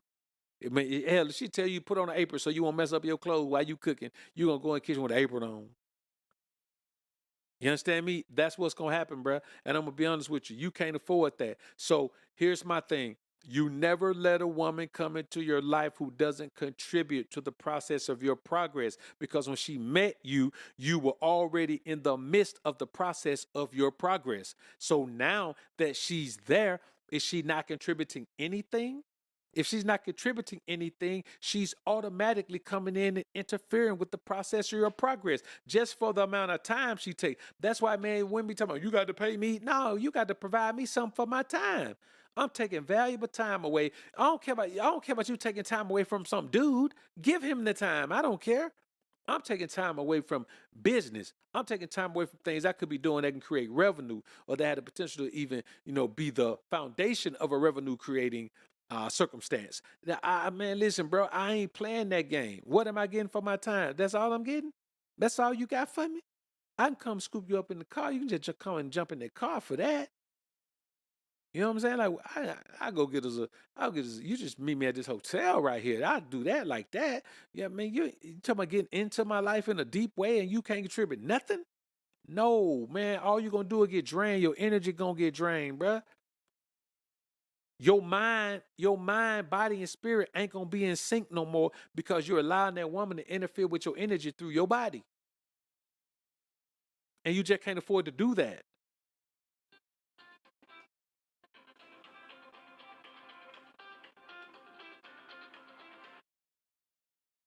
Hey, y'all, hold on, man. What up, G? Man, was it this? Oh, now I got that thing in there. G, what up with you, man? Yeah. Hey, I'm gonna hit you right back, dog. I'm about to wrap my show up, man. All right, bet.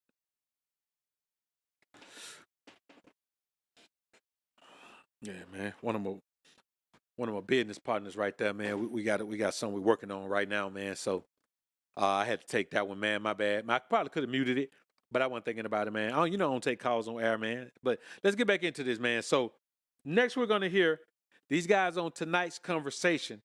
They're gonna remind you guys of what I always say. You can't fix a broken woman. Even though Yada was saying, even if she's tarnished, he'll fix her. But we're also gonna hear B. Simone talk about how broken she's been. And this is going to be a key part of tonight's podcast. It's going to be a key part of it. This is the one thing that matters the most when you're dealing with modern Americanized women. This is the most significant factor. So let's take a listen. The first step in that is just understanding what your role is with people. Your role is maintenance, not manufacturing. And I would equate it to like buying a car, right? Like when I buy a car, when I buy it, I expect it to be serviceable when I get it, right? My job is if a tire go flat, I change the tire. If a light go out, I change the light. But all of these things are happening under my watch. But if I buy a car and it's not functionable when I get it, laws against that. What the hell am I doing with that car to begin with? You see what I'm saying? So again, I think first things first is just understanding your job. Your job is maintenance, not manufacturing. It's laws against lemons. I feel like we should be able to start suing people for being lemons in the dating pool. Man. I agree. I agree. True, just made up the lemon law. Like I just got this. I'm suing you. A few moments later.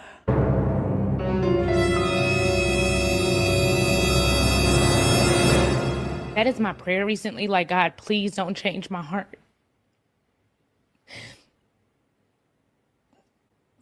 Like, yo, I'm sitting on this couch, but for real, I'm broken in this season. Like, I can say that safe here on this podcast.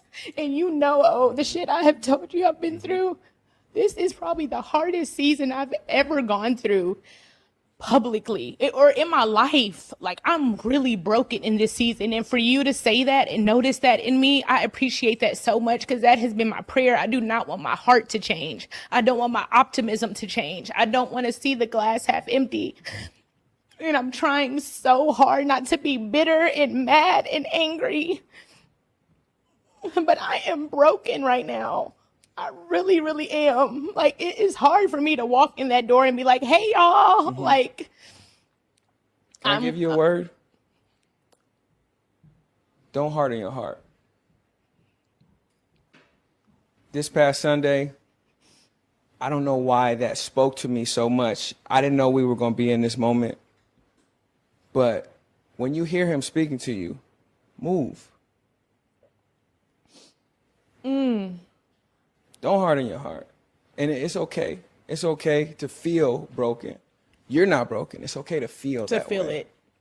We appreciate your vulnerability. I appreciate you saying that. All right, man. So here's the deal, man. The majority of women you meet are broken. Oh, wait, MPI crazy. MPI say they're fake crying for attention. Bro, let me tell you something. If you know anything about women, especially attractive women, a lot of them are broken. You know what I'm saying? A lot of women are broken. I say all women, not even attractive women. Average women like B. Simone, attractive women, women are broken. They've all gone through things because you know what? The majority of us as men would be broken if we were women. If we didn't have such resolve, we'd be broken. If we didn't have such strength, we'd be broken. If we didn't have such a warrior mentality, we'd be broken. We would, bruh. We'd be broken. So don't ever doubt that a woman is truly broken, because as strong as a woman tries to be, they're not strong like that. They're weak, fragile, and easily broken. If you have any masculine energy and you deal with women, it don't even women who may not even be the most feminine with somebody else, they all show you their vulnerable side. I have never known a woman who didn't have something in her life that had broken her. And many times they weren't healed. So they carry that brokenness with them through their lives. And then they finally get to a point where they're older and then they start getting counseling. Well, the problem is you need counseling for your daily life. You don't ever go back and fix those issues. You need counseling for life now. So let me keep it a buck with y'all, man. I had counseling as a teenager. I'm talking about real counseling as a teenager for all the things that I had dealt with, you know, that I didn't understand. Mostly is misunderstanding. All the things I didn't understand from childhood and growing up as a teenager. I'm talking about, man, before high school, like 13, man, I had counseling at 13. And so what I was being counseled for was I was in the same period of life.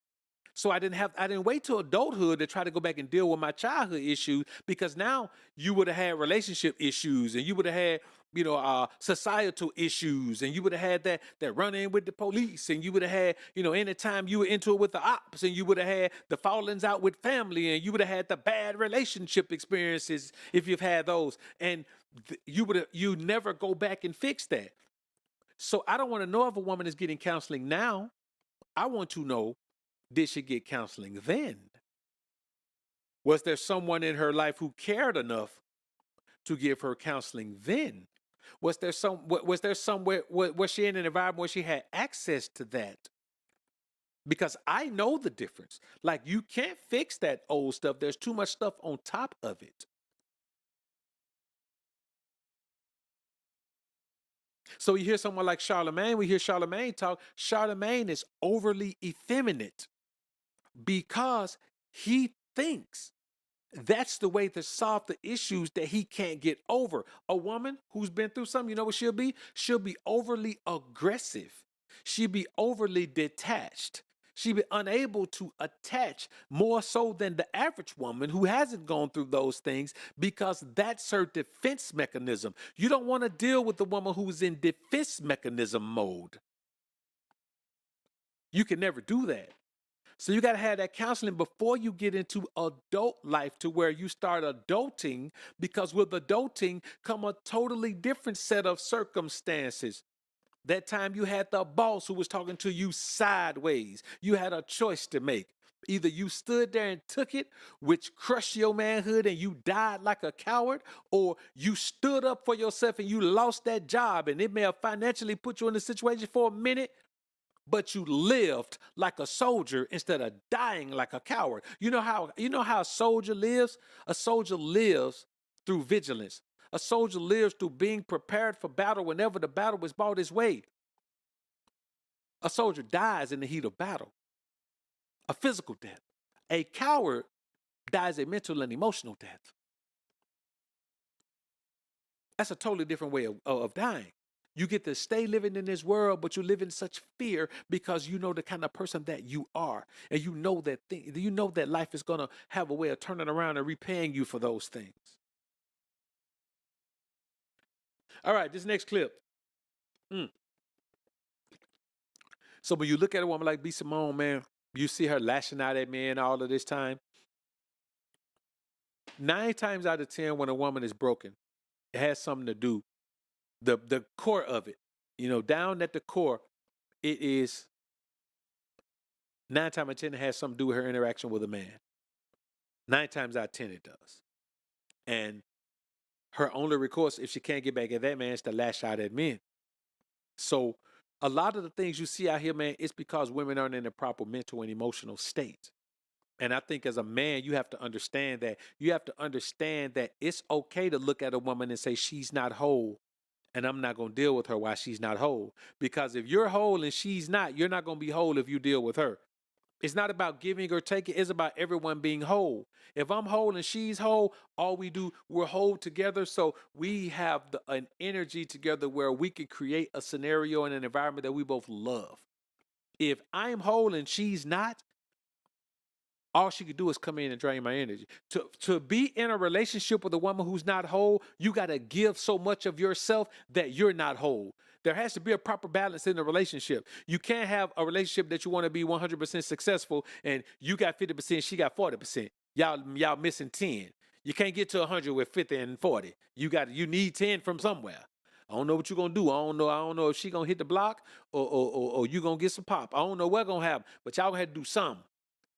But the bottom line is, if she's whole, you're whole, y'all bring 100% together, bam, you're 100%. You cannot beat it. You cannot beat that, and you gotta have that. That's the only way it works. And if a woman is broken, man, she just can't give you that. She can't give you that. And if you put yourself in that situation, you just must know that you're going to be carrying you're going to willingly and knowingly look at the relationship and know you're carrying the relationship, know you're not getting anything from the woman, and you're going to stay with her anyway. Why? Because now you let her drain so much of your energy that the only time you feel complete is when you with her. So you think the relationship is good. She's still running on fumes over there. She ain't quite complete. She running on your energy to combine with all the other masculine energy she done got in her over the years. And now you sitting over here running half full. So when she comes around, you get your masculinity back that's in her now. So you feel good when y'all together. She act like she can't stand it. That's why you hear these men saying, man, I thought everything was good. You hear these men saying, I thought everything was going so good. I thought we were happy. I didn't know she was miserable like this. I didn't know she wanted to get a divorce. I thought we were about to renew our vows and all of that. He thinking all of that because he feel complete when she around. She feel complete when he's around. You got to understand energy exchange, man. MPI, appreciate the 5 on. I used to deal with broken women. Now I try to avoid them. I have my own issue to fix. I can't fix theirs.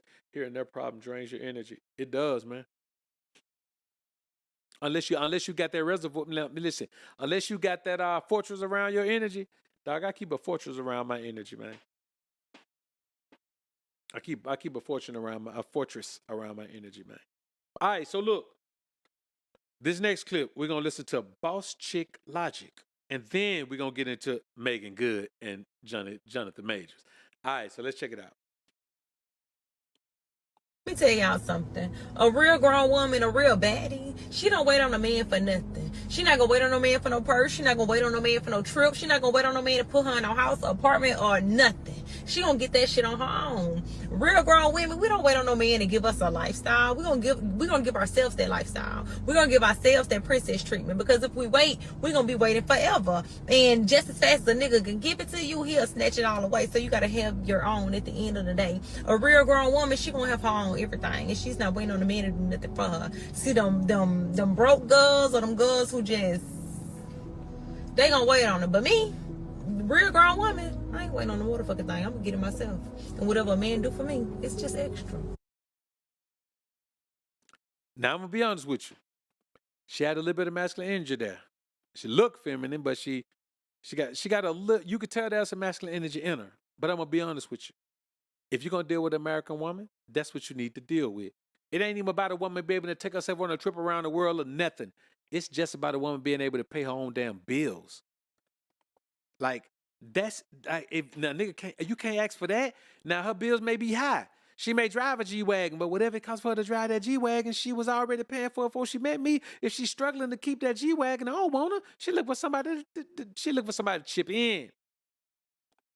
I ain't chipping in, bro. I take care of my wife. I ain't taking care of nobody else. I'm gonna take care of my wife. That's it. So I say this to y'all, man, where if a woman ain't getting her own man, then I don't know what you're doing, bro. Cause you setting yourself up. You setting yourself up, man. Like it's a constant energy drain. It's a totally different energy being with a woman who got her stuff together, man. You know what I'm saying? It ain't about her driving no Bentley or nothing like that, man. She ain't got to drive the Bentley Bentayga. She ain't got to do none of that. It's about her being able to maintain and manage her own life comfortably.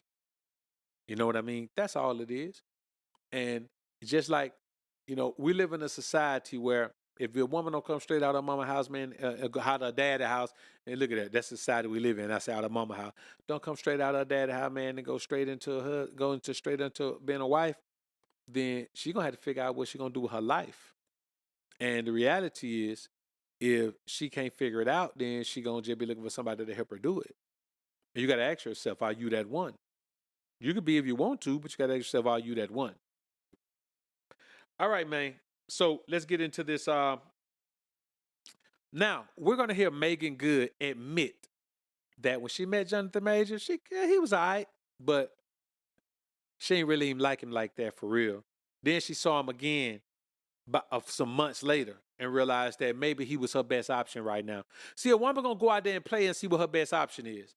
And if like she didn't know that she had aged out of getting anybody younger than Jonathan Majors. You know what I'm saying? Like, if you're in the industry and you want something young, you got better options. Because you ain't finna wife up nobody. So you can say what you want to say, but if I'm just talking about playing around, having fun, I'd rather have Sweetie than Meagan Good. She's younger. You know what I'm saying? Meagan Good ain't ugly. She not ugly, but she's younger. And that's just what it is. If you're going to play, you always want to go younger. That's just how it is. You know you're not finna wife up now one of those girls. But I say, and I say Sweetie because I can't think of nobody else. You know what I'm saying? I thought about Quavo and her all of a sudden. I couldn't think of nobody else. Literally. What that girl name? The ratchet girl. Sexy Red. But I mean, she don't fit into this conversation. Conversation we talking about right now, she don't fit into it. But I just say, when she realized that, it didn't take long because you got to think about this. Look at how many people that woman have been with over the years. They're the people that we know about. Think about the people we don't know about where they're at a Hollywood party and they just linked up. You know what I'm saying? Think about that. But I say this to y'all, when you think about it, you got to look at it, and it only take her a minute to go through her black book and call people and realize ain't nobody trying to get with her. You know what I'm saying? Realize ain't nobody trying to get with her. And judging from this hug that she gave Michael Ealy, maybe she didn't hit him, or maybe she did hit him, and they just got together recently. That's what the hug looked like. But she came back. She saw Jonathan Majors again. She was like, okay, I think this is the best I can do right now. You see, she's still with him. Let me tell you something, bro. When a woman of that caliber and that high-profile life sticks with you through an assault charge where you were found guilty of it with your ex, that woman realized, man, she can't do no better. Remember that. She realized she can't do no better. All right, let's get it. We met at an event. I'm not going to get too into it, but yeah, and it just was instant chemistry, but I wasn't really in that mind frame. And then we re-met again. You know what instant chemistry means? I'm not really in that mind frame. Instant chemistry, I'm not really in that mind frame means one thing, and then I let it play. It means one thing. It means that, yeah, we kicked it, we had fun, we laughed, we joked a little bit. He was a fun guy, but I wasn't feeling him like that. It wasn't on my mind to get with him. That ain't what I was feeling.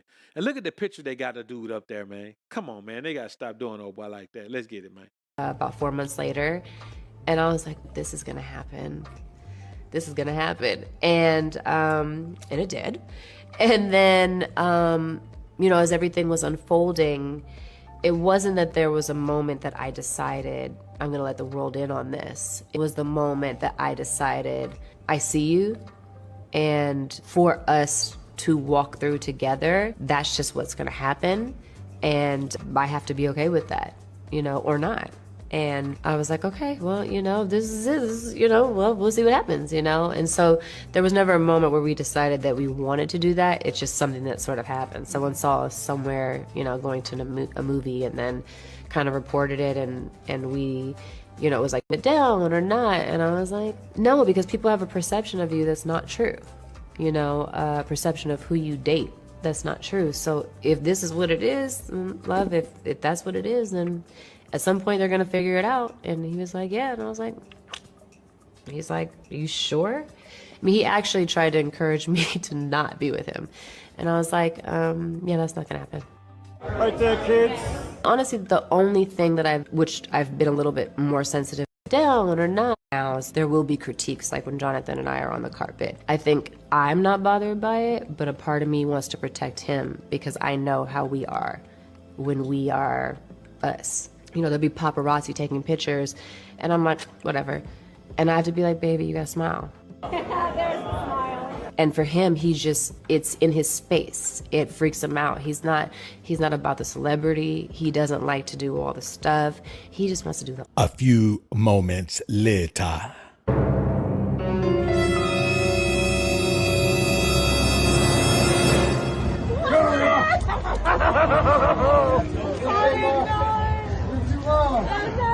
What's up, baby? How you doing? Good to see you, man. Everything good? How you doing, Mike? Nice to meet you. Nice to meet you. How was it? Yeah, real quick. This is fire. Love this. Love this. Dion will love this. Absolutely. I'm more. Now look, everybody smiling in the picture.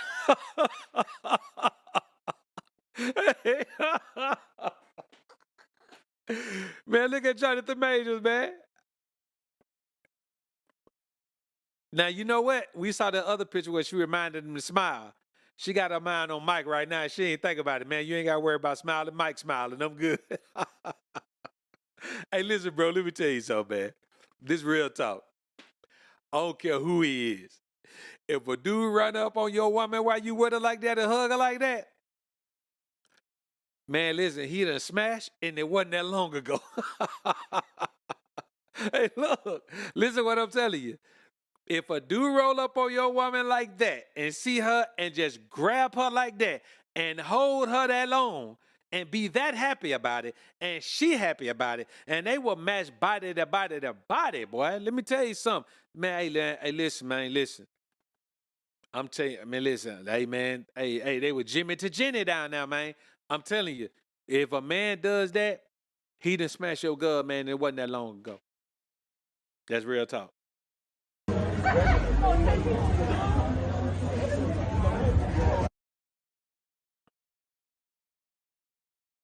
Like maybe she, maybe she did tell him to smile. Hold up. I think she told him to smile at the end, man. Hold up. Let's see. I think she told him to smile at the end. Yeah, she did. She an actress. You know, she not talk without moving her mouth. So she looked up and told him to smile. But even his smile, man, I'm telling you, bro. Man, listen, I promise you, bro. The most disrespectful thing a man can do is just roll up and hug your chick like that. Now, let's be honest now. I don't really care what the situation is, but that's the type of scenario where that's how a dude act when your woman been talking to him about you and trying to downplay, you know, the relationship. And I'll tell you something that Meagan Good said that stands out to me. I'll tell you something that Meagan Good said that stands out to me. When she said she wanted to go out in public with him because there was a perception of him and who he dated. You know, there was a perception of him that he didn't date black women. He only dated white women. There was a perception of him that's just he just didn't do that. And so Meagan Good capitalized on that, and it raised her profile. And I'm gonna tell you, man, it raised her profile because she hadn't really been attached to nobody serious since Devon Franklin. And people had kind of mixed feelings about it. They were like, man, this is a pastor. Like, how you can't stay with the pastor? What's wrong with you? You ain't want that life. Now she come out with Jonathan Majors. Here she is. Why you think she stuck with him through all of that? She stuck with him through all of that because what she wants to show is that, think about this, the first black woman he's been attached to after all that time is Meagan Good. She wasn't popping before that. So now I'm going to tell you, man, any woman in Hollywood that's attractive, she can get new shine with paparazzi if she gets into a relationship that looks like a committed relationship. But that hug right there with Michael Ealy, but that let me know, man, that shit, it ain't that serious. It ain't that serious. And I'm going to be honest with you. Jonathan Majors knows what that is. He knows what that hug is. He knows what that hug look like. He's done it before at some point. To somebody, girl, he know that hug right there, bruh. Anytime I've ever done that hug, man, let me explain something to y'all about that hug. By time when when it's lit like that, and we see one another, and we automatically start, like the reminiscence start from the time we see each other. So by the time we hug, man, that hug is absolutely sensual. There's a boatload of sensuality in that hug, because we just want to press our bodies together. We can't do it the way we want to. We can't get in our birthday suit and press our bodies together. We just want to press our bodies together. So we hug tight, and we make sure that every inch of our body that can is touching one another. Look how his head would droop beside hers and all that, bro. That's one of them hugs right there. That's one of them hugs where I pull her close to me so she can feel that mane. You understand me? So I just want y'all to understand, man, like, you got to be careful. You got to know who you dealing with. You know what I'm saying? Like, she already said, man, he was a good guy. She ain't really like him, but she saw him again. She like, okay. And you know what? I'm going to look at the time frame, because she might have saw him again 4 months later after the rumor came out that he ain't like them white girl. And then saw him and saw opportunity. Man, let me tell you something, boy. Women are resilient and women are innovative, man. Yeah. Women are industrious, man. They're a bunch of things. They'll create something out of nothing for you, man. I'm telling you. I tell you what they'll do. How you think they make chitlins taste so good that black folk was cool with eating the guts out of a pig? I'm telling you what I know, man. They're good. So let's listen to this last one, man. This is going to be a woman who, just listen to what she says. This woman says she'll never be a girlfriend. She'll only be a fiance. She skips girlfriend. Either we just friends, or we engaged. Anything between that is nothing. But she ain't married and she ain't never had no husband. The delusion is real. Peep game. Like, engaged to be married, or he's my friend. Like, I don't do the girl. I think that's just a game. Girlfriend is not a real title for me. So we're either getting to this point of marriage, or we're just skip friends. girlfriend? Yes. So it's not I'm your girl. It's like y'all are building, and then it's like proposal. Correct. But that takes a very confident woman, a woman who's not afraid to say, that man is not talking to me anymore. I haven't heard from him. I don't know what happened to him. You know, women don't like to say that. So they try to hold on to whoever they have as long as they can. I don't mind saying it didn't work out. Now, I want y'all to think about something. For a woman to say, she don't mind saying that, I wonder if she's a virgin. I wonder how many of those men she's actually being intimate with. I wonder how many. Because if she's making these guys wait, and this is just what she's been on, if she's making guys wait and she's not going to be intimate with no one until they propose and they put a ring on her, then okay, I get that. I can respect that. I respect a woman who says, okay, I'm not going to be intimate with anybody without a ring. If that's what you want, that's how you demand it.